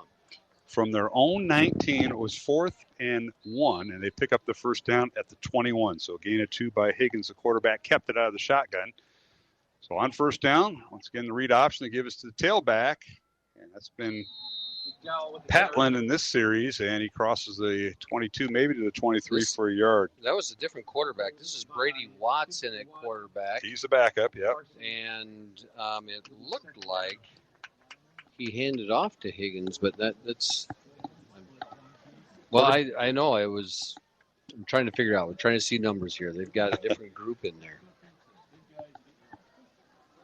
All right, they do have Brady Watson remaining there for second down. Second down and about, call it 8 from the Council Bluffs Lincoln 23-yard line. 3 receivers right, 1 to the left. Watts, quarterback. Bad snap and bounces off Watts, and he gets back on it. Back at the 20-yard line, they'll lose a few yards. Yeah, they got a fortunate bouncer as that snap was over Watlin's head, and Higgins is coming back into the ball game now. And it ended up bouncing right back to the Lynx, and they regained possession, and 3rd and 10. The Dowling defense just kind of feeding off the calls. Last week, having the shutout over City High of Iowa City, 34-0. 6.5 minutes remaining, second quarter, 31-0 Dowling. Back to throw is Higgins, fires downfield, and he's got a man open, and he had it, and it's incomplete right at the 40-yard line of Dowling. He high-pointed the ball, Matt, but when he came down with his feet, the ball fell incomplete. Kenny, looked like Kenny James out there in coverage, and he did a really nice job and got his hand in there late to take that out of the hands of the receiver and ran to Cypress Highway. That was a really good play by Kenny James. That was Carlos Andrade. He is also their kicker. And now here's the kick, line drive kick by their punter, and it angles out of bounds, and it'll be in Council Bluffs Lincoln territory. So it'll be inside the 50, and Dowling will have it there as Maroons are going to benefit from pretty good field position. Throw a flag here now on, I'm not sure what it was, a late flag after the play. The Dowling player went down, and so I saw that, but it unsportsmanlike conduct against. He didn't point which side it was. He didn't point which direction. I'll put the ball at the 48 of Council Bluffs Lincoln. We're gonna 6:23 left to go, second quarter, and they're going to mark it off against Dowling. And so it's hard to say if it was the kid who was knocked down, if he was the one complaining and said something, and so now it's moves the ball back to the 35.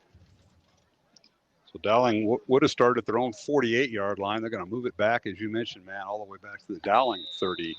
Now the yard marker people are confused 6. because it is Dowling's ball. There, get the yard marker people moving in the right direction here. Yeah, that head linesman will take care of that. And Maroons come out with their offense. As Dowling now takes the field. 2 receivers to the right, 2 to the left. Dowling going right to left, north to south here in Council Bluffs. And it gives it Jack Moore, and he just fouls his right guard and center upfield for a gain of a couple from the 36-yard line is where this drive started, up to about the 38-yard line, gain of 2. He barreled ahead there behind Cade Batterton and got a hard-fought 3 yards. Again, Abraham Lincoln has done a really good job, AL has, of stopping the inside run game of the Maroons to this point. All right, second down and 8 for the Maroons. Again, 2 receivers on each side of the formation. More in the backfield with quarterback Jackson Smolik out of the shotgun. Smolik looking downfield, now fires near side. The pass is incomplete, as the intended receiver that time for Dowling was Michael Reichard, and he was driven down as he tried to make the catch in the air. Incomplete.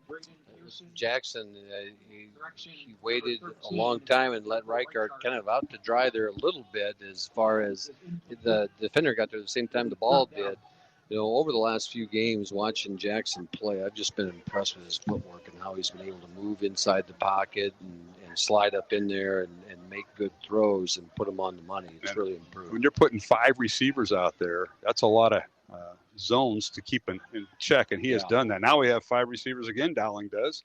We'll bring up 3rd and 8. Back to throw. Smolik fires over the middle. Caught by Jalen Thompson. First down at the Council Bluffs Lincoln 45-yard line. Right over the middle. That's for Cooper Nicholson. Caught his touchdown pass. That time Thompson caught it, but he had a crowd around him. Coming out in that trip set, Thompson's on the inside of the trips closest, and he is able to get up in and behind the linebacker down the middle of the seam. And it's really tough when you get the presence of Nicholson on an edge and Bo Gamble or Hank Brown on an edge, and then Jalen Thompson run down the middle of the field. 28-yard reception, first down Dowling at the 35 of Council Bluffs Lincoln. Now Smolik, lateral pass, caught, and that looks like a lot of blockers. That's Trey Wilson, who's a little bit of a flanker screen, if you will, and he's got the first down inside the 35 of Council Bluffs Lincoln down to the 33, they'll call it. Saw a couple of those big linemen out there in that flanker screen getting out there and getting in front of Trey, and Trey Wilson sitting there behind those blockers for a little bit and then ran by him, and nice run on first down. 12-yard reception for Trey Wilson. Who's come in with a different package. Hank Brown and Jalen Thompson split out wide to the right, 2 receivers to the left, and that is Bo Gamble and Cooper Nicholson. More in the backfield. Smolik back to throw out of the shotgun, fires a pass out, caught for nearly a first down. Michael Reichart with the catch, and it's going to be near a first down. Yeah, it's going to be about 9. We're guessing again. It looks like a 9-yard. Oh, they're going to give him the first down. So a 10-yard gain to Reichert. And Reichert sat down right outside of the, in between the numbers and the hash, and sat down and waited. And as the defense moved, they forget about him, and then Jackson puts it right on him. Right at the 32-yard line, gain of 13 for Reichert as he hooks up with Jackson Smolik. Smolik out of the shotgun again. Back to throw. Dowling going hurry up. Fires it downfield. It's in and out of the hands of Jalen Thompson, and he might have had nothing but end zone in front of him. He had a clear shot at the end zone right there, and I think he might have ran just a hair early before securing the football, and Jackson put that right on his hands. We'll bring up second down and 10. Dowling on the Council Bluffs Lincoln 32-yard line. The Maroons lead at 31-0. 4:19 remaining, second quarter. Halftime, we'll have head coach Ron Gray, the Dowling girls and boys golf coach. It's boys golf this fall. We'll talk to Coach Gray at halftime about his team this year as they get prepared for this postseason. Here's a little swing pass caught by Trey Wilson trying to get the first down, and penalty flags down, and so goes Wilson. No gain of the play, well covered by the Lynx defense. A lot of red jerseys around the ball. Yeah, it's going to call a hold here on the Maroons. And third down, so it'll be interesting to see if they decide to decline this or take the penalty, as there was a no gain on that play. That holding penalty will back the ball up 10 yards. Now they're going to take the 10-yard penalty here. Yeah, they're thinking about it. They haven't given a clear decision yet. So Coach Wolf over there, John Wolf, 9th year here. They're going to move him back. So they're going to get a third and 20 over 4th and 10.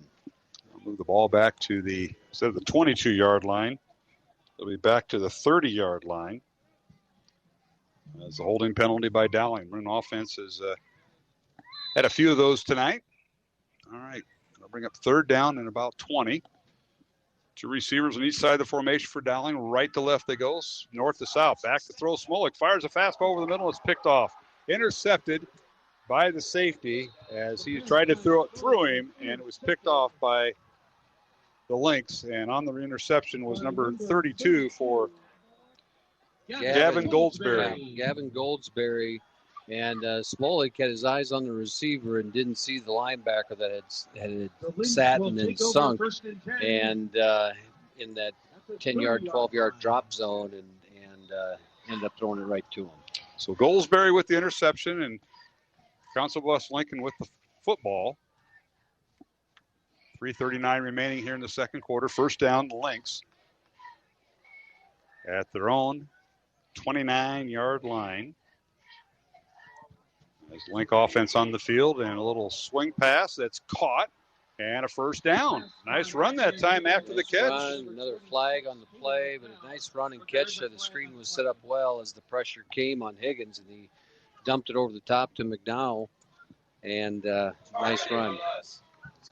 12-yard reception. They're going to call a targeting on the Maroons, leading with the head. Isn't it? We're trying to. So they're calling a personal foul on Dowling. So first down, Council Bluffs Link at the 41. They're going to tack on 15 more. So they call helmet to helmet. So they'll put it at the Dowling 34-yard line. First time that they will cross 44, yeah. So the first time they cross midfield. Yeah, 44-yard line, excuse me, as they mark it off. First and 10, Council Bluffs Lincoln. So targeting, you say that, somebody's ejected. So yeah. Spearing in high school, that's ejection. Here's Higgins out of the backfield, fires it downfield, looking for a receiver. That's Chambliss, and it is incomplete, knocked away. That ball's in the air a long time and knocked away by Dowling. Isaac Dolo there for the Maroons in coverage and got up in the air and was able to knock it down as the ball hung up there a long time as Higgins put it up there. Kind of created a jump ball situation down on about the 15-yard line, and Dolo was able to knock it down. So Etienne Higgins is the 6'3" sophomore quarterback wearing number 10. Caden McDowell's his tailback. Austin Lippert, his twin brother Max, are the receivers. And now a little swing pass to the left side, caught inside the 40, maybe to the 39 for a gain of about 5. Quick hitter there, and the Maroon defense, Maroon in coverage, came up quickly on that as looked like it was Joe Hughes in coverage along with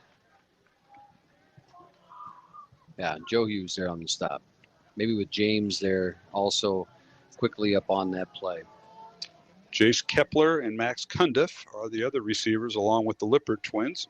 Drew Wilson, Jack Travers, Corwin Kerger, Caden De Santiago, and Warren Sumner's on the offensive line. And now Higgins hit and drilled. Didn't have any time to get set up. The Dowling defense came in from all corners and a sack back at the 45-yard line, a loss of 6. They swarmed him there, and he did not have, as you said, Mark, he did not have any time as the Maroons brought some pressure, and they outnumbered him back there and gave Higgins nothing to do. And on fourth down that they are going to go for it here, as this is the first time they've crossed midfield. That's true.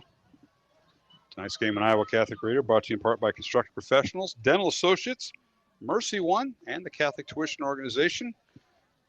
It's fourth down for Council Bluffs Lincoln, the Lynx, back on their own 45-yard line. As the play clock wound down.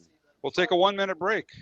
With 2:36 remaining here in the second quarter, it's Dowling 31 and Council Bluffs Lincoln nothing. From Council Bluffs, we'll take a 1-minute break on Iowa Catholic Radio.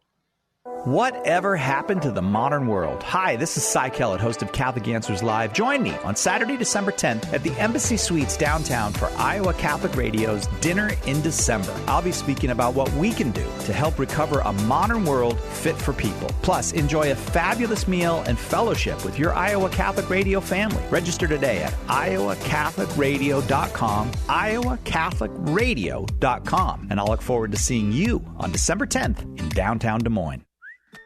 Support for Iowa Catholic Radio comes from Mercy One, your expert circle of personalized care for all your health needs. With more care locations than anyone, your best life is their one purpose. Find your doctor at mercyone.org. Listen to Man Up with Joe Stopulos Monday mornings at 9 on Iowa Catholic Radio and on demand at iowacatholicradio.com and the Iowa Catholic Radio app.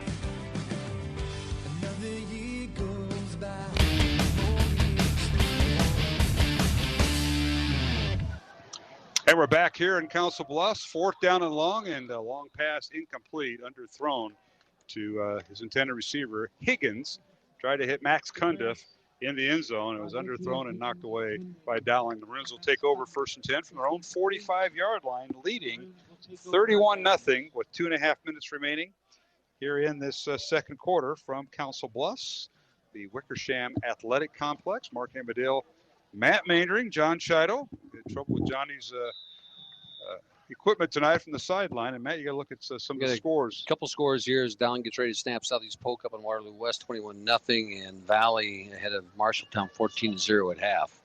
All right, from the Dowling 45, quick pass to Jalen Thompson And he crosses midfield and is finally brought down at the Council Bluffs Lincoln 48-yard line. They'll call it a gain of 7. The Jalen Thompson, easy target here, as Dowling runs into their 2-minute offense here with 2 minutes to go. Thompson with the catch. Runs in hurry up. Smolik back to throw. Fires it near side. Hank Brown with the catch. He's got the first down and he's run out of bounds inside the 40-yard line. Hank Brown did a really good job of catching that ball, looking for the sideline, look for the sticks, then look for the sideline, got the first down, then got out of bounds to conserve some time. So gain of 9 for Brown. First down, Maroons. Maroons keep plugging away. They'll send 2 receivers to the right. That is Michael Reichart and Hank Brown. Tight end Thompson is on the left. And the give is the tailback. And that is Jack Moore. And he just angles across right over center and gets down around the 30-yard line. He'll be shy of the first down by a yard to bring up 2nd and 1. Yeah, first down. They're going to give him the first down on that. And a good job of blocking out there by Jalen Thompson as he got into that next level and drove his guy down the field. Jack Moore slid up in behind the crease in that line and they get the 10-yard gain. Sticks are reset and the clock starts. Yeah, they're going to give him all the way down to the 28-yard line. That's why. Gain of 11. Now here's Moore again, right up the gut. He's got an opening over the left side and finally brought down shy of the 20-yard line. And you can just see that offensive line from Dowling just driving the defenders down the field and keeping the pressure on them as they continue to run the ball right at them now. We're going to put him at the line of scrimmage of 21, gain of 7 for Moore, so he has carries of 11 and 7 yards. He's 2nd down and about 3. 2 receivers to the left, 3 to the right, empty backfield. Smolik back to throw, looks right, and he throws it to the safety valve, and that's Trey Wilson, and he's finally driven down to 20 for maybe a gain of a yard. Yeah, let's see if it'll be close to a first down. It depends where they mark it. If it was after, I think originally, they're going to give him the forward progress on it, so it is going to be short. We're going to 2nd down and maybe a yard. Yeah, it was just a yard gain on that as the clock continues. All right, Thompson will go in at tight end. 2 receivers left. Pistol formation is Crutchlow is the fullback.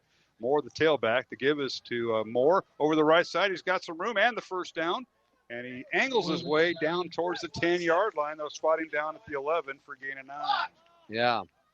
And there the clock gets stopped as they set the chains. 35.8 left as Dowling sits here and tries to work into that hurry-up offense. 1st and 10. They can't get a first down yet. Yeah, they can at the 1-yard line. 1st and 10, Dowling. Cooper Nicholson back in. He's slot receiver to the left. Jalen Thompson and Reichart are split out. Back to throw is Smolik looking in the end zone and checking off. And now everything breaks down. He's got to get out of the pocket, and he can't. He's going to be sacked back at the 15-yard line. They did a good job right there. They did a good job. They did a good job.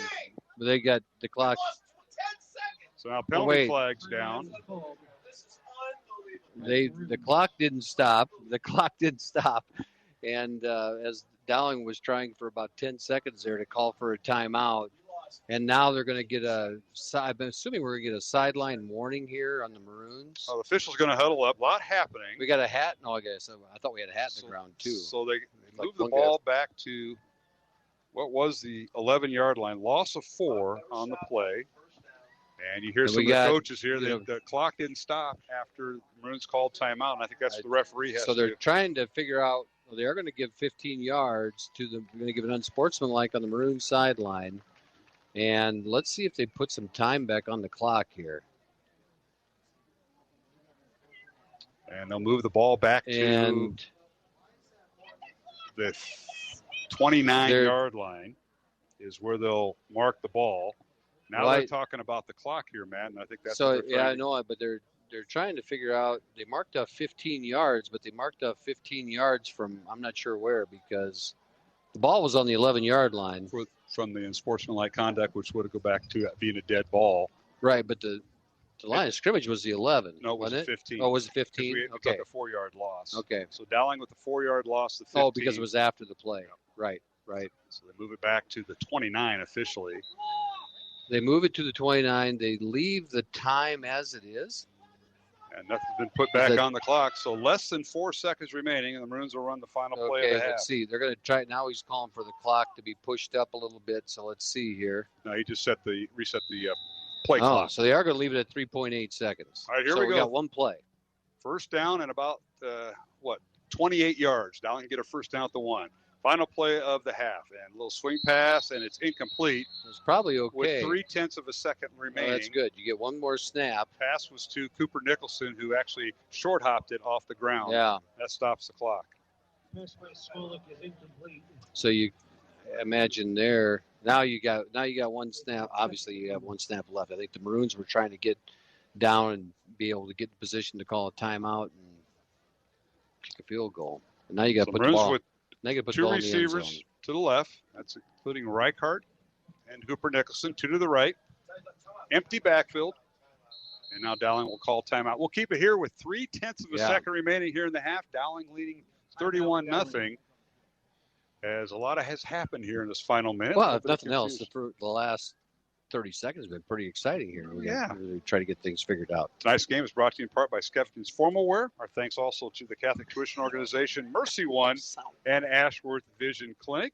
And, of course, as we talked about earlier tonight, or this weekend, is the Iowa Christ Our Life Conference going on at Wells Fargo Arena beginning tomorrow, all day tomorrow on Saturday and on Sunday.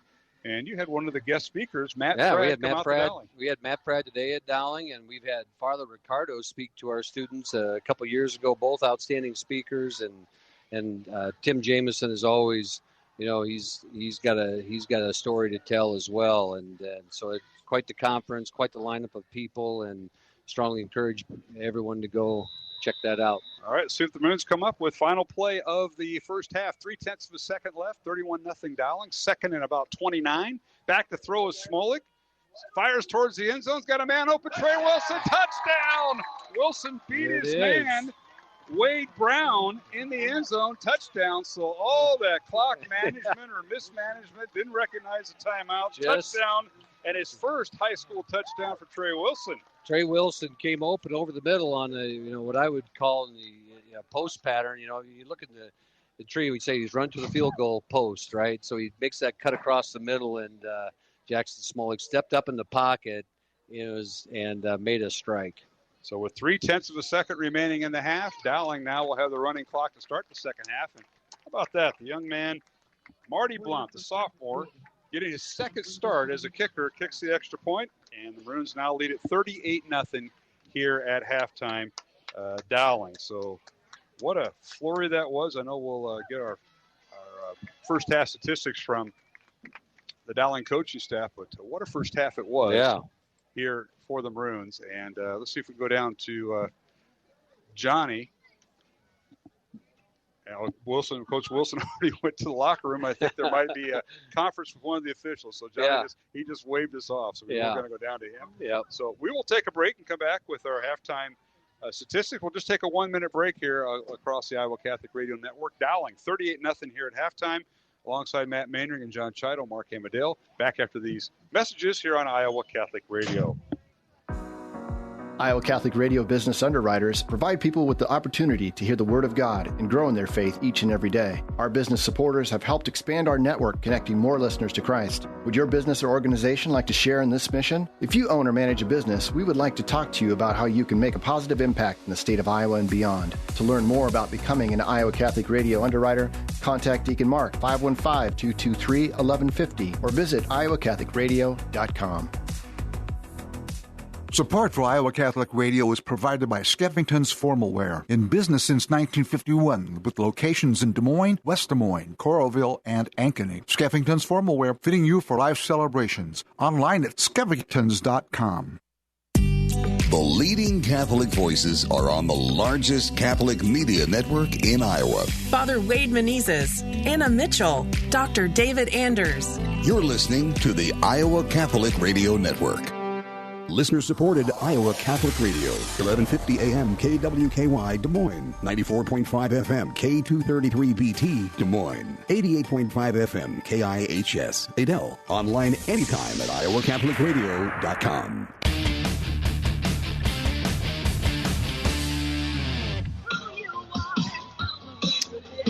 And we're back here in Council Bluffs as they are starting to rock and roll here. Here's some good music out there as the dance team out there performing for the Lynx of Council Bluffs Lincoln, but they trail at halftime 38-0.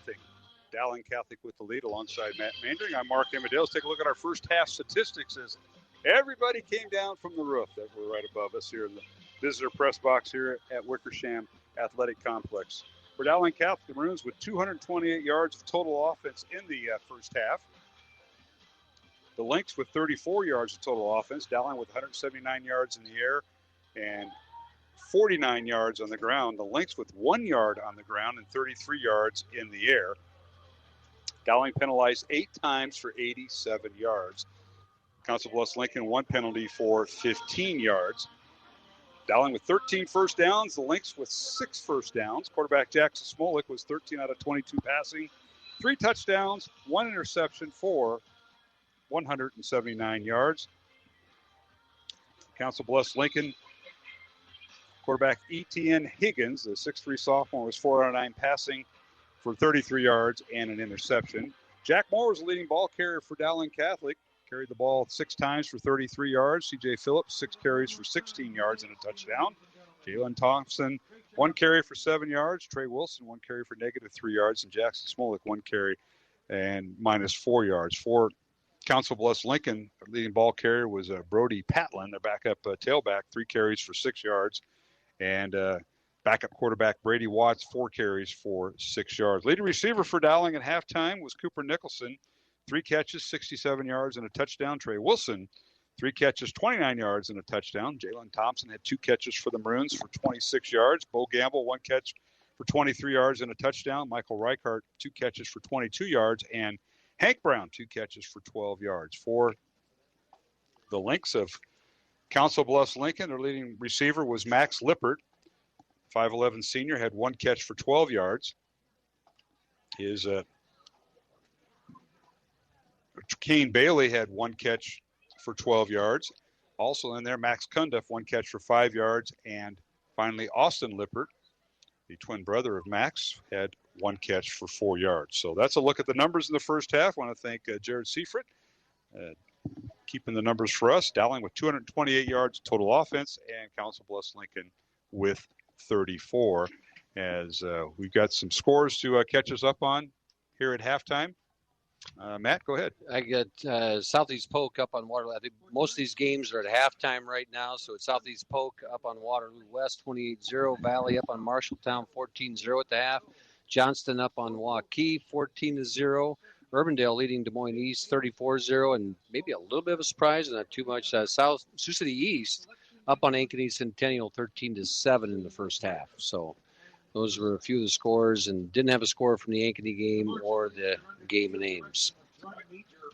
Thank you, Matt, for that. Earlier we caught up with Coach Ron Gray, but let's get a update from John Chata. He was on the sidelines, and we're going to try to get that all worked out here in the second half. As we got to use that. There you go. You're on the sidelines most of that first half, Johnny. What did you see? And we saw a lot of different personnel packages in there. We saw more of a Michael Reichart package on offense and Dowling defense. How about the pick 6 by Hughes? Yeah, that's again. This year, Joe Hughes with the second pick 6 of the year, and it seems like everything's clicking on both sides of the ball tonight. And you know, the passing game has really opened up, and they've really gone to the air quite often. You guys have probably been mentioning on the airwaves throughout the game, but it's been more fluent, and you can see that defense has really found its footing with that new 3-man front that they run, and just a lot of things are clicking. And, you know, it's just been a fluid tempo, I think, on both sides of the ball. But it also helps to have healthy players back there. Yeah. We saw Peyton Johnson get the start tonight due to Ralston Rumley sitting out and Carson Hagan move over the nose guard. So Peyton's got the start, and then Noah Seamer coming in and Dylan Manning manning that Mike linebacker spot. Yeah, we see that Noah Seamer, especially coming back from injury, getting a lot more game reps and getting in tune with the speed of the game. I mean, you can have all the experience in the world, but when you sit out quite a long time and you're just coming back for that game speed experience, you just can't simulate in practice, and that's good to see him out there. Same with Peyton Johnson, as you guys mentioned. great experience for him to get back in that game speed mentality as well.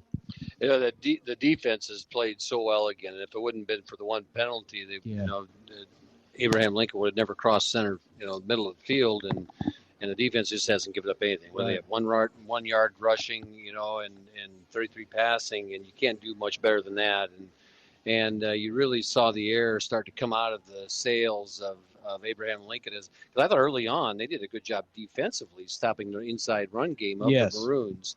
And but as it's wore on, that defense was on the field a lot for Abraham Lincoln, and that's due to the Dowling defense shutting the Lynx game down. Yeah, and they had some shots and opportunities to get guys hit on the go routes on the outside. They had a couple. The wide receiver had a couple of steps on our defender, and they weren't just able to come up with a completion. The quarterback has a good arm for. He does. Lynx, a sophomore coming into a game like this. This is a big game, and for him, and he's got. There's a couple times there where he held it just a little bit too long, and that pressure get to him in a hurry. But he's throwing a couple jump balls, but he's an athletic kid, and you can tell he's got a high upside. You're talking about Etienne Higgins, the sophomore quarterback for Council Bluffs Lincoln. Yeah, when he has had time. But how about the short field that Dowling started with tonight, Johnny? You look at, as a coach, the first drive, the Maroons went 12 plays, 42 yards, and then Blount with the 34-yard field goal, and then 5 plays, 40-yard drive as Gamble caught a touchdown pass from Smolik for 22 yards out. Then they recovered the kickoff down at the 5-yard line. 2 plays later, C.J. Phillips scores. And then coming off of a fumbled punt by Council Bluffs Lincoln, Dowling goes 5 plays, 26 yards, capped off by Cooper Nicholson, 36-yard touchdown. Second touchdown pass by Smolik tonight. And then finally, the interception by Hughes from 20 yards out. And then Trey Wilson with 0.3 of a second left scores right before the half on a 9-play, 45-yard drive. So the Maroons haven't mounted very many long drives, but when they've had field position, they've made it count. Yeah, and that's things that they weren't able to capitalize early on in the season, especially in that red zone area. But they've had the short side of the field all game, and they really have taken advantage of it. Even when you only have 0.3 of a second left on the clock, and they're still able to get that last touchdown and go up to 38-0. So that has improved tremendously. I mean, execution, especially taking advantage of the short field. All right, we're here at halftime in Council Bluffs at the Wickersham Athletic Complex. Dowling leading 38-0. And earlier this week, I had a chance to catch up with the Dowling girls and boys golf coach, and that is Ron Gray. It's always interesting conversation with Coach Gray, Matt Manuel, as you know. And let's bring that to you now as the Maroons lead it here at halftime, 38-0 over Council Bluffs Lincoln. Mark Amadale visiting with the one and only head coach at Dowling Catholic High School, boys golf coach, and the girls golf coach, Ron Gray, here at halftime. Coach, hard to believe, 33 years at Dowling on the coaching side of golf. You coach wrestling and other sports, but glad to have you. Welcome, and congratulations on a great year thus far. Yeah, the kids have done a good job. They've really picked up lately. We started off slow, but they're coming on, playing pretty well right now. So I think the difference between early in the year and now is that I think they belong, and that's pretty good. Well, golf season started. I think you and I were visiting. You had about half your matches in by the first week of school. That's you start right off from the get-go and get a lot of matches in, and now you're preparing yourself for postseason. And it was kind of a slow start for this group, but heck, you've won a couple titles, a couple matches this year with 10 or 11 teams. It's been an up-and-down season, but you started off in eastern Iowa, actually in Illinois at one point. So what a year! Yeah, it's been good. Good thing those things were early, and we didn't play well then, and we're playing well now, and I'd rather play well now anyway. Well, Coach, let's talk about this team. Is it senior-dominated? Is it freshman-dominated? Is it kind of a mixture? Because talk about your team and how many kids you had returning letter winners back from last year. Well, I got to say from last year, we had 4 good people that played at the state tournament that graduated as seniors. Jackson Yergay and Jake Noonan, Luke McFarlane, and John Cahalan. And we certainly do miss those. And I think the kids that filled in for them were on the JV for 2 years. And I think they just didn't think they belonged, but now they think they belong. But we got two seniors, captains, Charlie Ferrari and Tate Burns, and they're doing a nice job for us. They're good leaders for us. So I'm happy with what they've done. We do have freshman Landon Cody. He's been freshman on the team, and he's played every varsity match because he's earned a spot, which is pretty good. And then we've got a sophomore, Henry Ferrari, Charlie's younger brother. That's in there. That's pretty good. So I mean, we've got some kids that are really stepping up.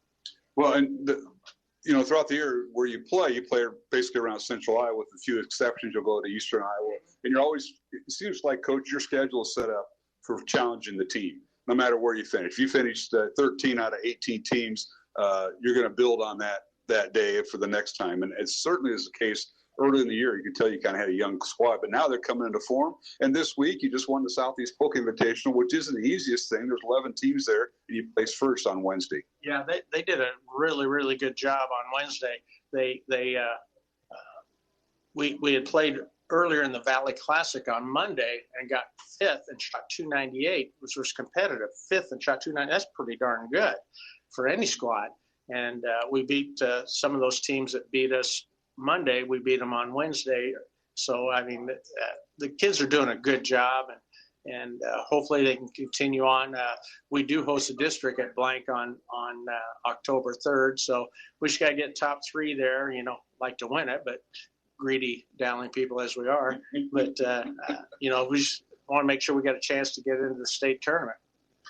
Well, Ron, talk about your coaching staff. We talked about your kids, but your coaching staff. You've been there since 1989 as a head coach. You and Coach Derek coached and co-coached for a while there. Talk about your coaches now. I just remember the late, great Bill Rose being on this staff, and I think just running the program. That's one of the reasons why it was successful. But you've got an updated coaching staff. How about that? I do, and I got to give an old shout out to Bill Rose. He was the one who put Dowling golf on the map, and it is a great friend of mine. You talked about Coach Dare and I coaching together. We'd have breakfast in the winter, Bill Rose, Bob Dare, and me. And I'm thinking, oh my goodness, I'm just sitting there listening because I'm trying to absorb everything from those guys. But anyway, right now, Jeff Morris, he's been with me for quite a while now, and he's done a great job. I love everything that he does, and he's interested in the kids, and he's interested in golf, and does a really fine job. Well, that's great. Now, Coach, have you ever had like a tiebreaker where I know you take about 6 golfers and then you're still tied and have something like what would they have for a tiebreaker if you can't settle it? Everybody's a true tie. Would you just settle for a true tie, or would you have a wrestle off? No. Well, here was the story. A few years ago, we were at the Johnson Invite, and Dowling tied for number 1, and so they go to the number 5 score. Number 5 player. Well, the number 5 score was same as ours, and then they go to number 6 and same as ours. And so they said, "How are we going to break this tie?" And being the competitor I am, I said, "Let's wrestle it off." And then the old Valley coach goes, "I heard you were pretty good." I said, "I don't think that's going to happen." So you settled a different way, coin flip. We did a coin flip, yeah. We won that too. I think we'd have won either way. Well, Ron, you mentioned district starting next month in October, and they're going to be at Blank Golf Course for your district. And how many teams are involved? And if you advance, where is the state meet held this year? Okay, there's 14 teams in our district, and we are hosting the district at Blank. They were gracious enough to allow us to do that, and actually they're kind of excited about it. And we need, out of the 14 teams, we got to get in the top 3. And there's a couple really good teams in Johnston and Waukee, and then probably between us and Ankeny Centennial. No disrespect to anybody else, but we just got to get in the top 3 and then go to the state meet at Elm Crest Country Club in Cedar Rapids, and that's where Zach Johnson grew up. And we played state tournament there several years ago, and it was quite a challenge. But we're willing to go back. In fact, we're going to head up there this weekend and practice the stateside. Well, Ron, thanks for joining us here at halftime. It's good to see you. Thanks for all you do for Dowling and boys golf, and best of luck. And I know the girls golf team will be rallying their forces in the spring. So looking forward to that too. You bet. I'm excited about the girls golf too because we got everybody coming back. And if they had any coaching, they might be tough. All right, that's head coach Ron Gray visiting with us here at halftime. Dowling leading 38-0 over Council Bluffs Lincoln here in Council Bluffs. We'll return with the start of the second half with the kickoff alongside Matt Mandring and John Chido, Mark Amadale here on Iowa Catholic Radio. Did you know you have a choice in your child's education? Smaller class sizes, dedicated teachers, a sense of community, and a caring learning environment, whether it's in the classroom or at home. Diocese of Des Moines Catholic Schools deliver the best value in education, and we offer tuition assistance to help you afford it. Learn more about how the Catholic schools in the Des Moines Diocese might be the right choice for your child. Visit dmdiocese.org/schools. Support for Iowa Catholic Radio is provided by CTO. Your support has helped thousands of students attend our Catholic schools. CTOiowa.org. At CTO, the bottom line, it's for the kids and their future. Thank you for your support of Iowa Catholic Radio. Did you know when you support Iowa Catholic Radio, you can make your donation go farther by asking your employer about matching gifts? Ask your employer about matching gifts, and thank you for supporting Iowa Catholic Radio.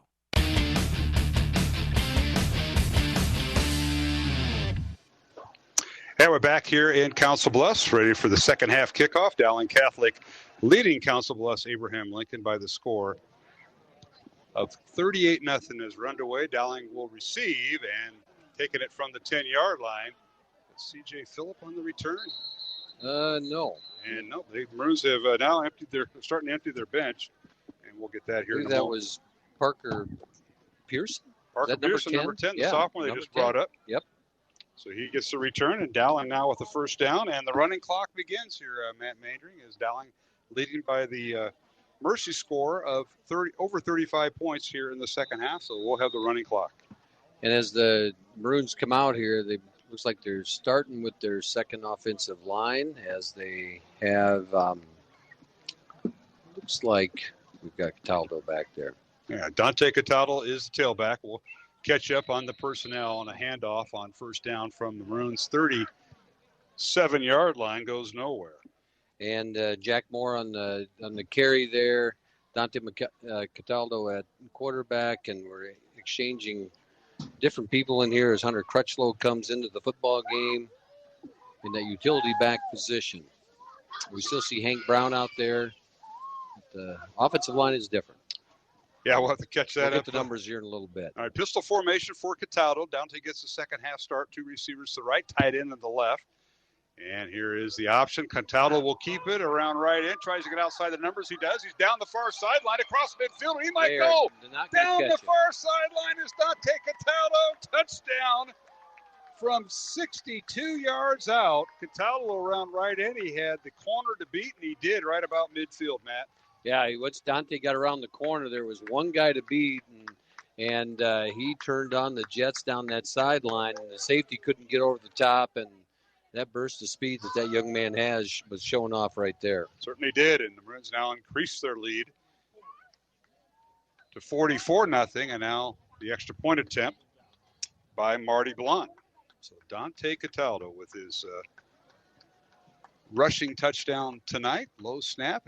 Jepson gets it down. The extra point is up, and it is good. 45-0 Dowling here in the third quarter from Wickersham Athletic Complex in Council Bluffs. 44-0 Maroons over Council Bluffs Lincoln. Back in 1 minute on Iowa Catholic Radio.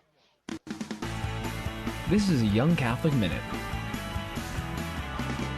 Isn't all truth just relative? I mean, you have your truth, I have mine. Whoa, dude, what are you doing? I'm gonna jump off this bridge, man. You'll die. No, I won't. What, don't you believe in gravity? That old superstitious nonsense? No way. Whee! There are some things in life that aren't a matter of opinion. And just as in the physical world there are some things that are above debate, like gravity, there are things in the spiritual world that are just as true. And because human beings are physical and spiritual beings, every action that we take has physical and spiritual consequences. That's why things like the Holocaust weren't just dirty and disgusting. but because of the spiritual reality of God's creation, they were actually evil, regardless of what the Nazis thought. So we can't just dismiss the teachings of God's church as fine for some people, but not for me. That's just not the way that reality works. For more, go to youtube.com/youngcatholic.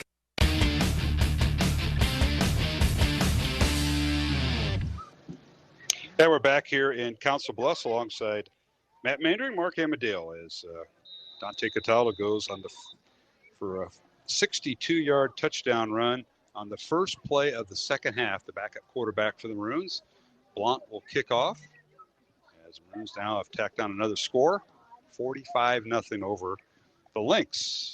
Now addressing the ball and kicking off is Marty Blount, high end over end kick, and it's fielded by Council Bluffs Lincoln, and as Brody Patlin, the backup tailback, on the return. And he's right out of bounds near the 30-yard line. I'm going to put her down at the 29, and that's where the Dowling defense will take over there, Matt. But quite the first play of the second half for the backups. Pretty quick score there for the Maroons as he runs that option play, and you get Cataldo outside the hashes, and he has got an extra set of speed. And the contain guy for the Lynx just didn't adjust at all for the speed that Cataldo had, took a bad angle, and they accelerated by him and the safety over the top about 30 yards later. So nice run by Dante. Well, Lynx will start from their own 26-yard line. Higgins at quarterback. He's went the distance for the most part. He's been spelled a time or two by his backup, and he takes the first snap, and he heads to the left, around left end, and angles towards the sideline. They're going to pick up about 3, maybe 4 yards, depends where they put the first down marker at. We get a couple fresh jerseys out there. That looked like Brittany Bertinoli on the stop there for the Maroons, and out there on that left side of the field. And you got Will Ringwelski out there right now playing the right defensive end. I think a number of these young men played in a JV game over at Valley the other night where the Maroons came out on top, and a hard-fought battle over there at Valley Stadium for this group, and here they are again on Friday night. All right, it'll be 2nd and 5, 5-yard gain for Higgins. He keeps the football once again, goes over left end, and be brought down shy of the first down. There was Will Ringwelski right there, and the junior linebacker got in there and got on Higgins and prevented him from getting the first down, but it is 3rd and short. So 2 receivers to the right and 2 to the left for Council Bluffs Lincoln. 8:45 remaining, third quarter. Here's the snap, and the give is to the tailback, and turning the corner is Brody Patlin, and he fumbles the football, and who's got it? Scramble for it. No signal yet from the referee, and Dowling's got it. Yeah. Coming out of the pile is, looks like it was Sam Tessa, and he comes up with the football after a hard hit there on Patlin as he had run around the edge, and the Maroons get the ball back, and again, the Lynx have not crossed midfield, and the offense is back on. Sam Tessa with the fumble recovery for Dowling. So the Maroons will send their offense back out there, 1st and 10 Maroons, right at the 44-yard line of Council Bluffs Lincoln. We got Ben Hoover out there at that utility back position for the Maroons. Remember when it used to be called a fullback? Yeah, that's kind of a fullback, kind of a tight end. And Dante Cataldo at quarterback, and the give is to one of the tailbacks, and hit and dropped is Trig Troyer, who's in there. He played a little bit last week, and they got penalty flag down or not? They blew the play dead. Lost on the play. Back to the 49. Talik Smith for the Lynx blew right around the edge there and was able to get that stop in the backfield and get the 4-yard, 5-yard loss for the Lynx. 2nd and 15 for the Maroons. As Cataldo now works out of the shotgun, 2 receivers on each side of the formation. Back to throw is Dante, now being chased. Rolls to his left, now has some time. Looking downfield, and he's going to step out of bounds right around the 45-yard line in Council Bluffs Lincoln territory. He's able to make up some ground there as he dodged out of they had some pressure on him right there, and he was able to slide around the edge and make a positive play out of it. Got a few yards, Dante did, coming over to the left edge here. And you got the loss from the previous play back, so it'll bring up 3rd down and about 10 at the 46-yard line. They spot him down. So 3rd and 12 for the Maroons. 2 receivers to the right, 1 to the left, 1 back in the backfield. Cataldo out of the shotgun formation. Here's the snap, fakes the handoff, looks to his right, throws right, got a man open, but he let him just a little bit too far, and that was Trig Troyer. Yeah, Trig Troyer there, and it was just outside of reach. Or it might have been Nick Calvert. I think that was Nick Calvert as he comes across the field. They're interchanging a lot of different. So it's just outside of Calvert's range, and as Cataldo threw a bullet out there into the right flat. So bring up 4th down for the Maroons. I think this is the first time we've seen the Dowling punting unit in tonight. Well, it's Cooper Nicholson, but I think it's Vidane in there right now. Here's the snap, and the punt is away by Joe Vidane. End-over-end kick, and it bounces inside the 15, down at the 14-yard line. So nice job by Vidane to pin the Lynx back with 5:45 left to go, third quarter. Dowling up 45-0 with the running clock here in the third quarter. That was a good punt by Vidane as that ball rolled down there to a stop inside the 14-yard line. No, it used to be in the day, anything inside the 20 was considered a great punt, and these guys have gotten so good at this. Now you're disappointed. It should be inside the 10, but yeah, that's a great punt for Vidane to get that down inside of the 15-yard line to pin the Lynx back. So the Lynx offense takes the field from their own 14-yard line. Mark Amadale, Matt Mandring, John Chido. And now on first down, they give it to the tailback. That's when it looks like it's Patlin, the backup tailback. Ian McDowell been sharing that tailback spot for Council Bluffs Lincoln. Tries to run left and bounces outside and gets up near the 20-yard line, so he'll pick up 6. Garrett Boone comes off the bottom of that pile for the Maroons, and we now have Luca Scigliano in there as well at linebacker, and a lot of new names. 2nd down and 4. We'll try to get him as we continue, and now stacked up the line of scrimmage is the ball carrier again. Oh, the ball got ripped away. The Maroons got it. Gabe Reinhardt was in on the tackle, and now the Maroons picked it up and run it out of bounds inside the 10-yard line of Council Bluffs Lincoln here, Matt. I'm not sure who it was, but he ripped it right out of the running back's hands, and all of a sudden we're going the other direction with the football, and the Maroons get the recovery on that. We'll try to get a number. I saw Reichard on the tackle, but not sure. All right, it's first down, and they're going to call it goal. First and goal, Dowling at the 10-yard line. 10. So Garrett Boone on the play there for the Maroons ripped the ball right out of the running back's hands and took off in the other direction. So Boone recovered the fumble. Dowling with the first down. 2 receivers to the left. 1 back in the backfield. Cataldo gives it to the tailback and hit and stop there. Is the tailback for no gain after a loss. Stephen Hauschild didn't have any room to run right there as the defensive front for the Lynx was in the backfield about the same time Hauschild got the football, so he had no chance there to avoid that, the defenders. And that backs him up a few yards. They're going to move it back to the 13-yard line, so it'll be 2nd and goal from the 13 for Dowling. 1 back in the backfield as Cataldo out of the shotgun. Here's a snap. Cataldo looks left, throws left, got a man open, and the pass is caught right about the 10-yard line. That's what they'll give him forward progress for a gain of 3. Yeah, the ball lined up at the right hash there, and Cataldo's throwing all the way across the field to the other number and makes a nice strong throw, a good completion, short gain, but it's one of those things where one miss by the defender, and all of a sudden that's going to be 6 points. Tells Dante to take a quick 3-step drop. So here we go on third and 9. 3rd and goal. 3rd and goal, yeah, 3rd and goal. At the 10-yard line, 2 receivers right, 2 to the left. Dowling going right to left towards the south end zone here at Wickersham Athletic Complex in Council Bluffs. Cataldo looks right, now runs right, stops, throws to the end zone. The pass is low, and it is incomplete. Oh.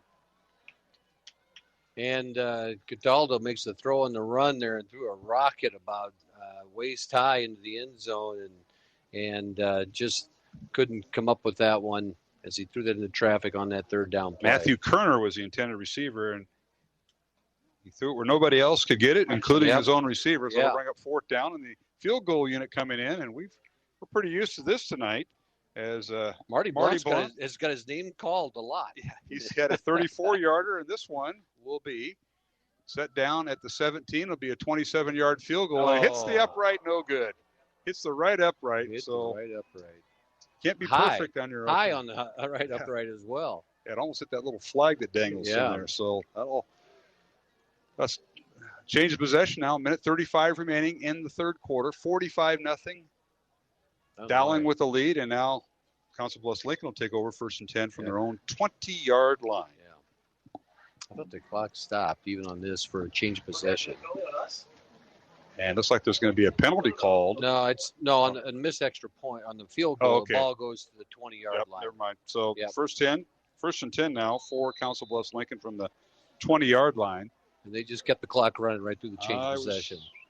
Surprised at that high snap, and then taken down by the quarterback, and he just pitches it to the left. Brady Watson, their backup quarterback, and tossed to the left and trying to get outside, maybe a couple yards up to the 20-yard line. Or, excuse me, the 22-yard line. That's where they spotted. Sam Tessaw there on the stop, and looks like there was also Tommy Brooks out there on the stop for the Maroons on that right side as they came up and closed that down in a hurry. All right, Watts at quarterback for Council Bluffs Lincoln. And the give is to his tailback, Brody Patton, turning near side, and he gets outside the numbers, finally wrapped up on the near sideline shy of the first down. That might be the final play of the third quarter, That should be the final play. Just got outside of Will Ryan there as he went around on the outside, and Seth DeWitty makes the stop for the Maroons, as that will be the last play. Maybe. Let's see if they get a snap in here quick. 6-yard gain, so that brings up a 3rd down and 4. And they will not get this play off. So we've come to the end of the third quarter here in Council Bluffs with the score. Dowling Catholic 45, Council Bluffs Lincoln nothing. Alongside Matt Maindring, I'm Mark Amadale, John Chido. Yes, he's still here. We just can't get the equipment running tonight with all the satellite dishes they put over here, and we'll talk more about that later. But I think maybe he was going on strike because we'll be back with the fourth quarter in 1 minute on Iowa Catholic Radio.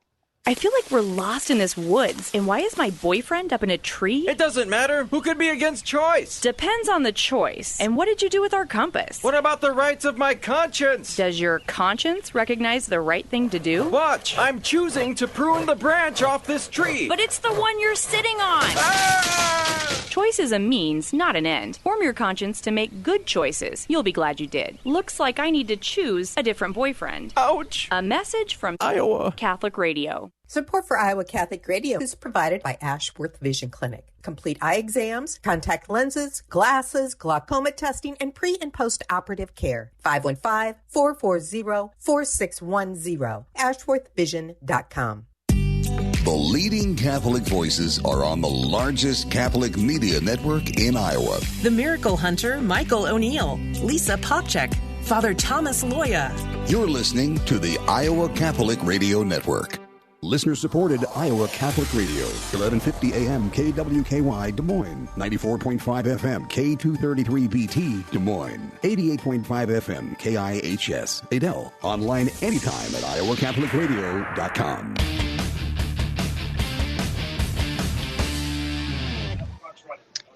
Hey, we're back here in Council Bluffs alongside Matt Maindry, Mark Amadale, John Chido. Fourth quarter, Dowling leading 45-0, and Council Bluffs Lincoln, the Lynx, running a play and losing yardage, Matt, back inside the 20. Yeah, fumbled.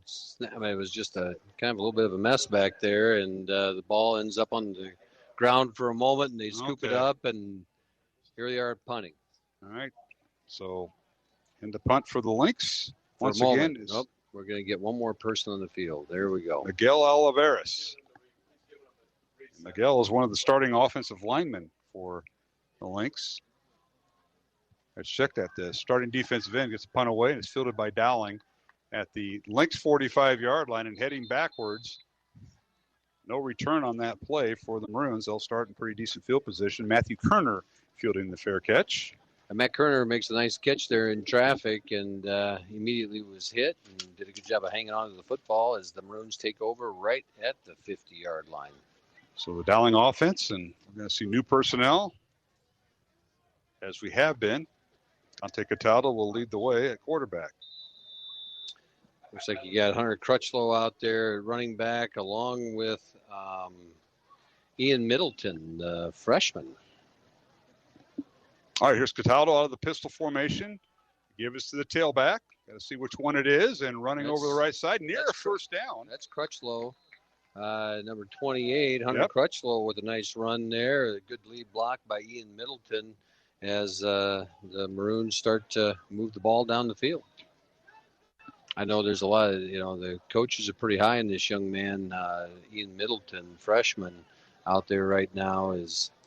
He's had a good start to his football career at Dowling in the lower games. Crutchlow gains 11. Give to him again on 1st and 10 and gets back maybe to the line of scrimmage in a yard.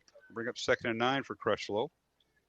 Not as much room that time for Hunter as the defense tightened up. And again, we'll try to you got Trevor Haltorf out there on the line, and you got Tommy Von Carver out there for the Maroons, and Danny Frazier in that offensive line right now. All right, pistol formation for the Maroons with Cataldo at quarterback, and the give is once again to the running back, and that's Crutchlow again. He's inside the 35, and that's where he's dropped, maybe the 34. Will O'Malley is looks like at the left tackle out there, and it is Jake Slade out there at left guard as well. So a gain of 3. Crutchlow gained 11 yards on 1st down. Then he's gained a yard and 3 yards. Maroons now with a fullback, Ben Hoover at fullback, 44. Crutchlow the tailback. Here's Cataldo, and now penalty flags down. Somebody moved a bit early. Check that. It is Ian Middleton at fullback. So they take the tailback and move him to fullback. And this will be brought back 5 yards. So nice. Now about a 3rd and probably 11 or 12 here for the Maroons. Bringing a little bit of a passing set. Ian Middleton comes off. 8.5 minutes remaining here in the 4th quarter. 45-0 Dowling, running clock. 2 receivers left, 2 to the right. Tonight's game brought to you in part by Ashworth Vision Clinic and Construction Professionals. All right, Cataldo on the snap. Looks right, throws right, fires it out, and the pass is caught on the near sideline, and that is Luke Reinhardt with the catch. Be close. Oh, they're going to say he stepped out at the 30. So it's just going to be a little bit shy of the 1st down, probably 2 yards shy of the 1st down. He's going to call him out to 31. Yep, 4-yard gain on the reception by Reinhardt. Reinhardt makes a nice catch right there and tiptoes down the sideline. Good throw by Cataldo. 4th and a long one. Dowling going for it at the Council Bluffs Lincoln 31-yard line. Pistol formation. Middleton and Crutchlow in the backfield. Cataldo with 2 receivers to the left. Read option. Now Cataldo wants to throw. Now he's going to run near side. He's going to run for the 1st down sticks, and he does. 1st down Dowling. He ran just enough. He got the defense moved to the left, and he ran right. He faked left and looked at, reading the run option there and took off around the right side, trusting his speed to get to the sticks. And once he gets to that numbers and on the edge, he's tough to beat. 5-yard run. Cataldo's already got a touchdown here in the second half from 62 yards on the first play of the second half. Now they'll stop the clock, the running clock, to get an equipment situation fixed. Well, the clock really didn't stop. Neither one of them did. So tonight's game on Iowa Catholic Radio brought to you in part by Dental Associates, Mercy One, the Catholic Tuition Organization, and Skeffington's Formal Wear. A reminder, the Christ Our Life Conference is this weekend, beginning tomorrow on September 24th and 25th, Saturday and Sunday at Wells Fargo Arena in downtown Des Moines. And you can get your tickets at Iowa or online with the ChristOurLifeIowa.com website. I hand off to Crutchlow, and he goes nowhere. Actually gets back to line of scrimmage, and that's it. And we'll bring up 3rd down here and long. 3rd and long is everything got kind of stuffed up there into the line of scrimmage, and Hunter didn't have much room to do anything right there on that play. Yeah, no gain on the play. Check that. It'll bring up 2nd down. That was a 1st down run. We got Isaiah Seymour in here now at this right tackle, and we're running a number 92, John Martin. John Martin, line up as a receiver on the far left. You don't see that too often. With the 92. Snap. Back to throw is Cataldo, has backside pressure, fires downfield. He's got a man open, caught, 1st down and more. That is Charlie Darnell, and he gets near the goal line, finally stopped and tripped up inside the 5, down to the 3. Yeah, Charlie Darnell. He did a really good job of slipping behind the defender on the right side as Cataldo comes back. The ball's on the right hash, and Cataldo slides out to the numbers and flipped it over the top of the defender. And I tell you what, Charlie Darnell picks it up, and he did, and headed for the end zone and caught just short. 24-yard reception by Darnell. First and goal, Dowling at the 2. Pistol formation, and they're going to bring in another quarterback in there for Dowling Catholic, and taking it for the touchdown after Jack Jepson hands it off is which tailback? I think that's Hunter Crutchlow as he got into the end zone, and kind of figured that might be coming. He's put in a lot of work in this game, and it always is got not across so, there. It's not so much it went in; it's a matter of who Yes. got the ball. Yes. So that'll stop the clock with 5:15 left in the fourth quarter. Dowling tacks on another touchdown. Blount in for the extra point. Jepson, who handed off to Crutchlow. And the extra point by Blount is up, and penalty flag's down. The kick is good, and we got to wait here. I don't know what we got. Pass interference. So they'll on a interference on a. Yep, it's on the defense. So the extra point is good. 52-0 Dowling with 5:15 remaining here in the fourth quarter. Back in 1 minute here on the Iowa Catholic Radio Network. When it was discovered that messages could be sent through the atmosphere without the use of wires, it revolutionized how we communicate. Hi, this is Matt Wilkham, Executive Director for Iowa Catholic Radio. One of the very first radio stations Marconi was commissioned to build was for the Pope, as the Church immediately recognized the potential for evangelization. Iowa Catholic Radio continues this tradition, connecting listeners to Christ. But we need your help during our fall fundraiser starting October 3rd. Can you give $30 a month? Go to iowacatholicradio.com to give now. Support for Iowa Catholic Radio is provided by Construction Professionals. Construction Professionals does remodeling and new construction. Construction Professionals is a Catholic family business built on a strong foundation. CPCustomHomes.com. Thank you, Construction Professionals, for supporting Iowa Catholic Radio. Have you downloaded the Iowa Catholic Radio app? It's easy through the Apple App Store on iPhone or through Google Play on Android. Search Iowa Catholic Radio and download the app. You can listen to Iowa Catholic Radio Talk or Iowa Catholic Radio Music. Listening to Iowa Catholic Radio is easy.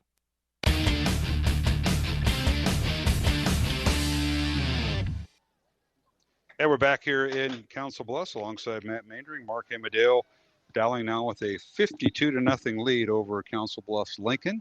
Maroons set to kick off.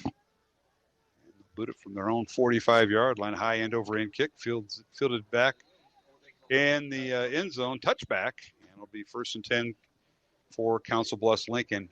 Right inside right at the 20-yard line. It's Maroons go 8 plays, 50 yards. Capped off by Hunter Crutchlow 2-yard run. Marty Blount with the extra point. Made it 52-0. The running clock will begin on the snap here, Matt.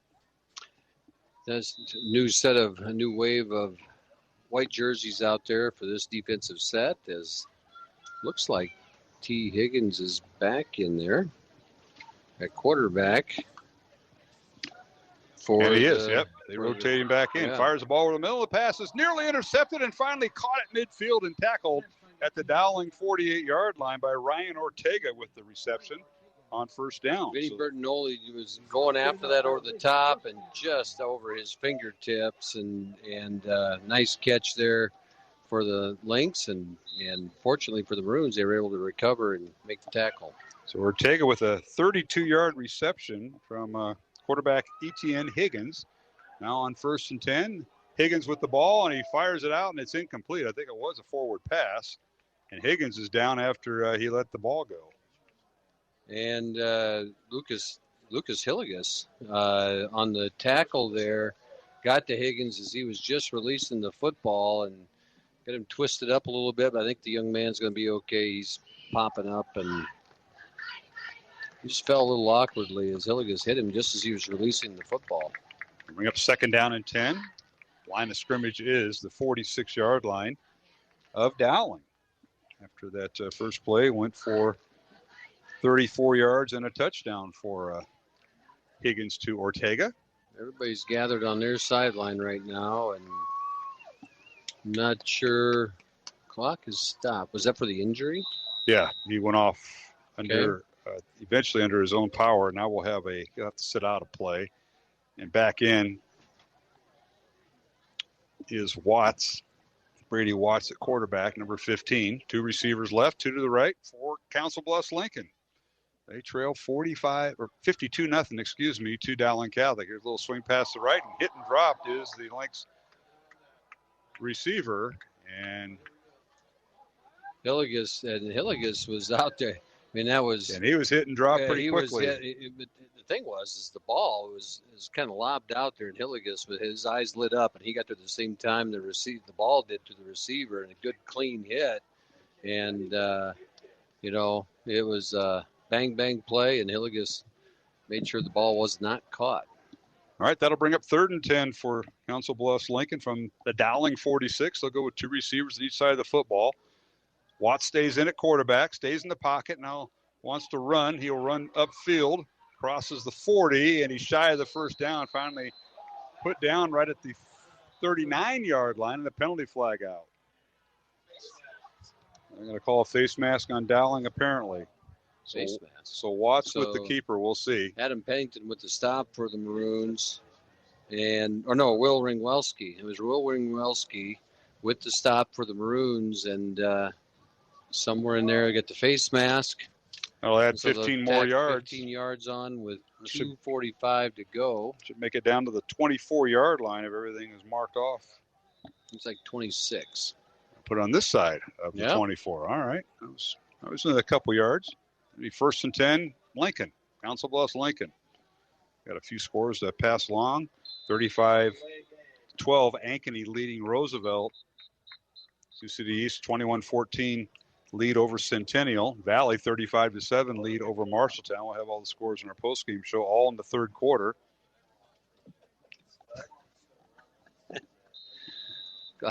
They picked up the flag for the delay game. They're not calling the delay game, but they never did stop the clock. So the clock's still running. 2 minutes to go in the football game. 52-0 Dowling. Council Bluffs Lincoln try to get the goose egg off the board, and they give it to their tailback on a little end around. Patlin with it down inside the 20, and he's got the first down. They're going to spot him down right around the 13-yard line, apparently. Yep. On the run. 13-yard run that time. Didn't quite catch who was the tackle there for the Maroons, as they're quickly shuffling a couple players off as they tried to. Here they get them off in time. All right, here is Watts with it.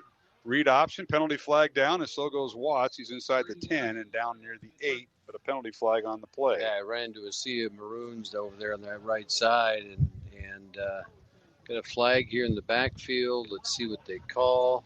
I think it would be in the area where there would be a hold. And the offense is walking backwards, so Council Bluffs will be whistled for the penalty. As the clock continues to run, we're down. Going to go under 1 minute here. And they'll wind the clock. Yep, so play clock also winds. Ball moved back to the 26-yard line of Dowling. It'll be 2nd down and 20. Back to throw Watts, being chased out of the pocket. He's going to be wrapped up and sacked back at the 35-yard line. Maroons with another sack there, Matt. Yeah, another sack and a good play there by, I'm going to get the light here, Tony Fantino. So Tony Fantino with the stop there for the Maroons, wrapped him up, gets a sack. And as we're going, looks like we'll probably get enough for one more play. 25 seconds remaining in the contest. Dowling 52-0. The Maroons will win on the mercy rule as we've had the running clock the whole second half.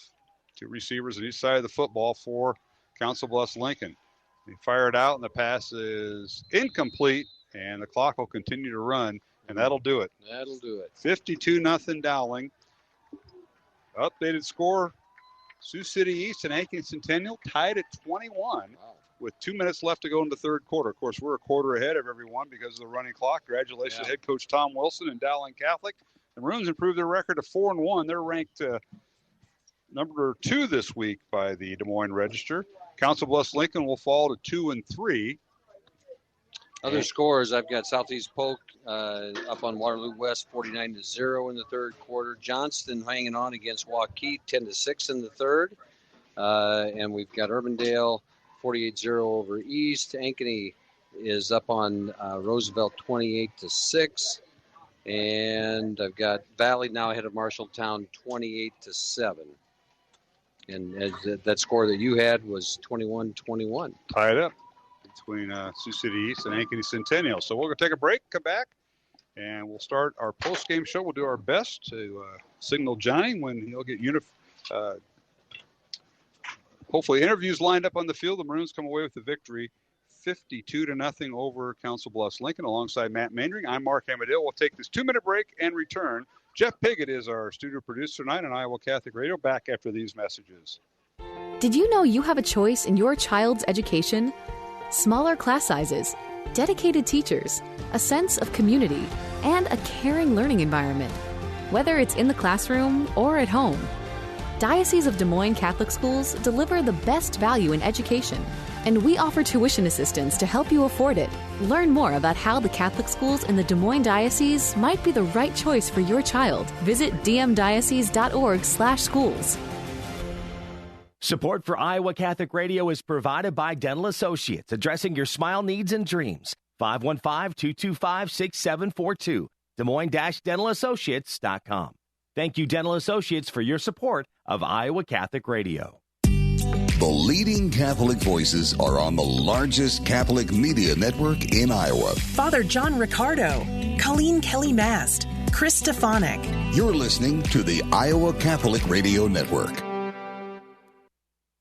This is Adam Story, Diocesan Director of Marriage and Family Life, inviting you to the Milestone Marriage Anniversary Mass celebrated by Bishop Joensen on October 1st at St. Ambrose Cathedral in Des Moines. Couples celebrating milestone anniversaries will be presented with a special certificate of blessing and reserved seating for you and your family, with a reception to follow. Learn more at dmdiocese.org or call 515-237-5004 to register. A message from Iowa Catholic Radio. Support for Iowa Catholic Radio comes from Mercy One, your expert circle of personalized care for all your health needs. With more care locations than anyone, your best life is their one purpose. Find your doctor at mercy1.org. Iowa Catholic Radio is now available on your smart speaker. Step 1, say, Alexa, enable the Iowa Catholic Radio skill. Or enable it through your Alexa app. Step 2, say, Alexa, open Iowa Catholic Radio. Now enjoy listening to Iowa Catholic Radio through your smart speaker.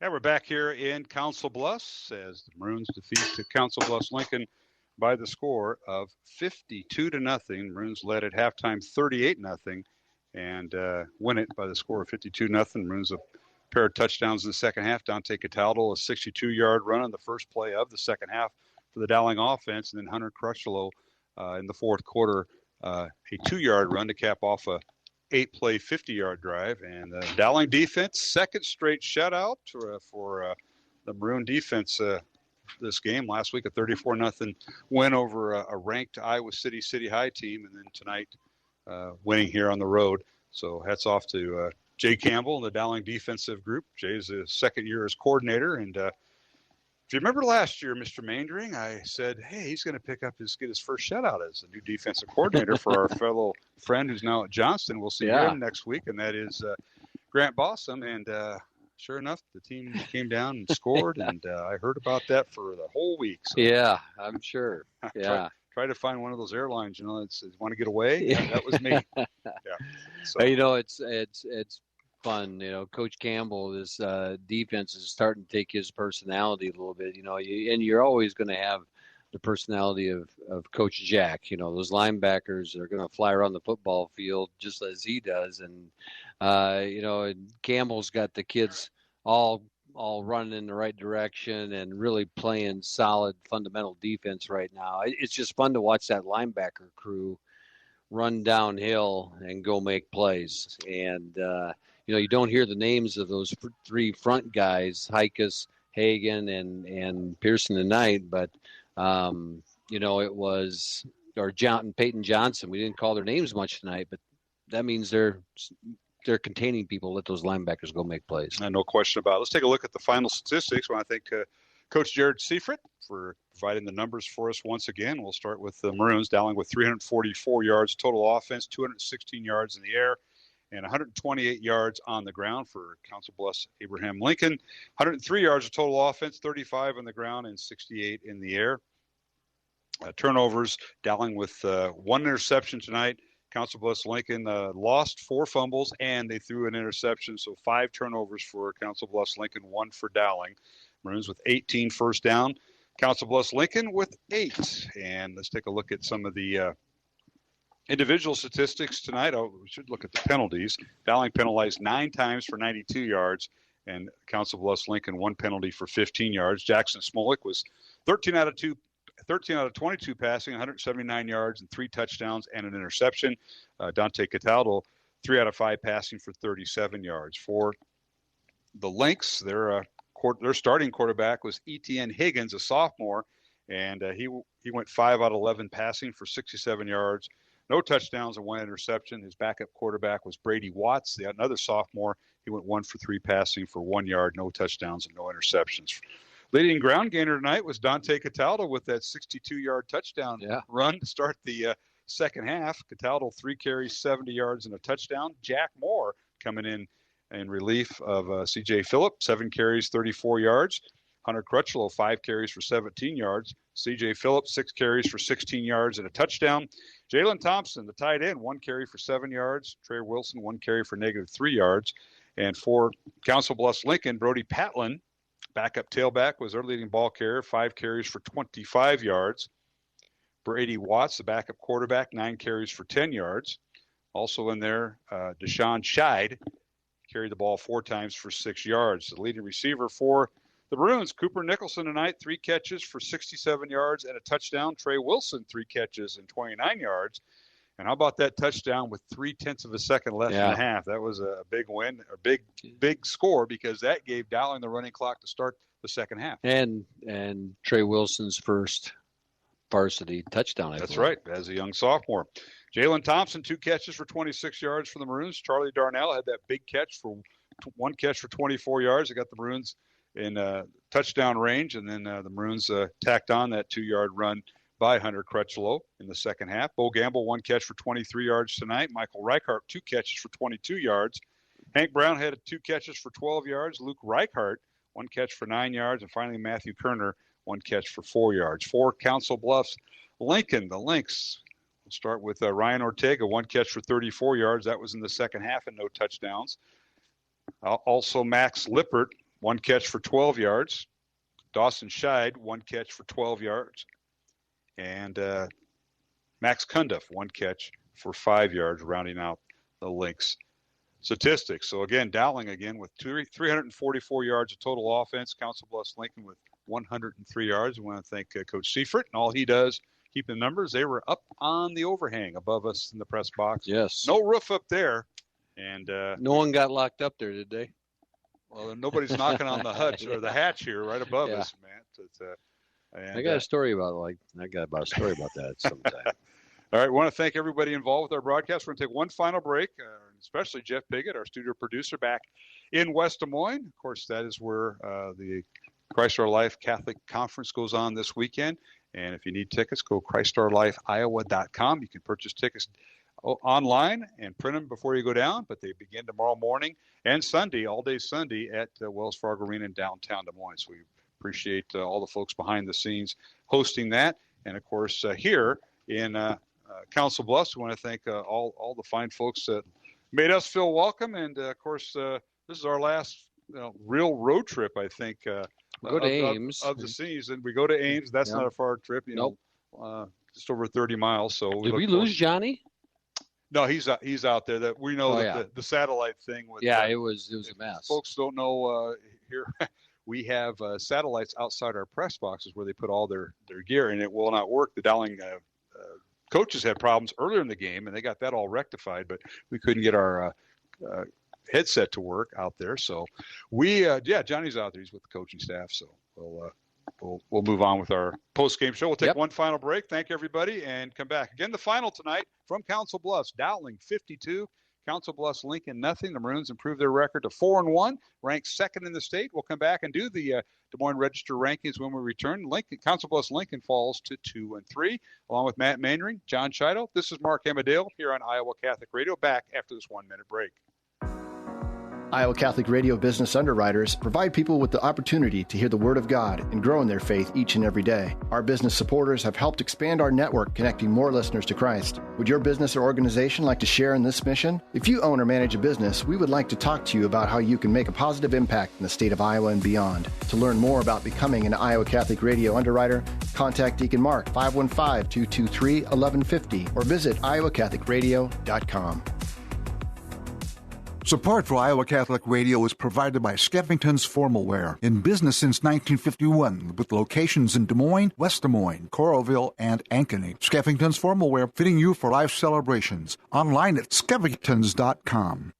Iowa Catholic Radio, connecting listeners to Christ every day with people like you. Hi, this is Father Sean Roberson, TOR, from Franciscan University of Steubenville. Thanks for listening to Iowa Catholic Radio.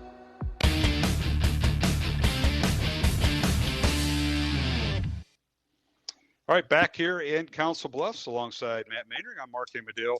And again, the final, Dowling winning 52-0 over Council Bluffs Lincoln here in Council Bluffs. It was a damp night. We had drizzle coming over, overcast skies. The sun came up right as the national anthem was playing. Then it went back away. And Coach John Wolf, want to thank him, all the stuff he provided us in his ninth year here at Council Bluffs Lincoln. Said, I think it's going to clear by game time. Sun's supposed to be out. Well, it's still drizzle, and hopefully we won't be encountering fog. Quite a contingent of Dowling fans here.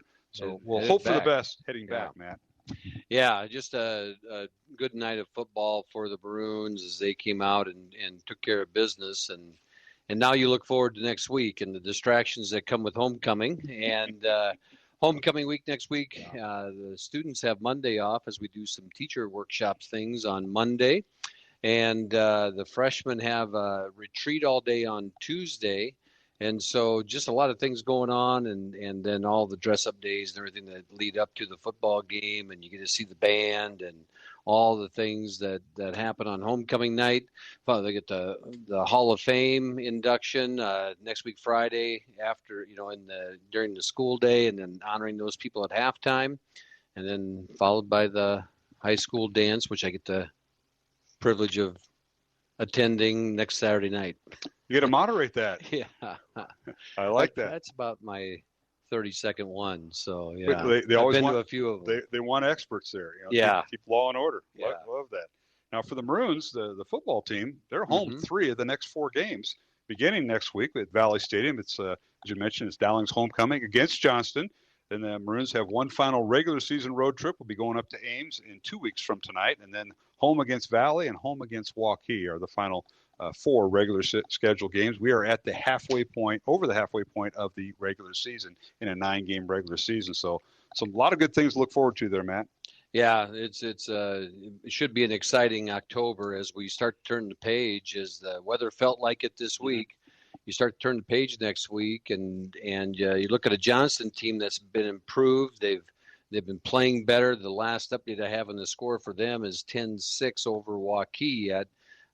Should be a little bit later in the game than that. Otherwise, none of the other scores were really too close as we wait to see how things turn out tonight. Yep, last report, 28 all, 28-28, Ankeny Centennial and Sioux City East, that game going on at Ankeny Stadium, also on CISN. Again, we're done early, so we're going to take advantage of that and hit the road, but a lot of the games are moving to the fourth quarter as we normally would, but the Maroons had the running clock as they led 38-0 at halftime, and the big last play of the first half, Trey Wilson on a 29-yard touchdown reception after the Maroons called timeout. We're backed up because of a penalty, and it was actually like a third and goal from confusion from the clock. Yeah, third and goal from the 29-yard line. Yeah. Confusion from the clock, a penalty, and they're back. And then they stopped the clock with 0.3 seconds left, which is was worked out well for the Maroons. It certainly did. So yes, a lot of things happened there. I want to thank our supporters and sponsors. They include Bozeman the Florist.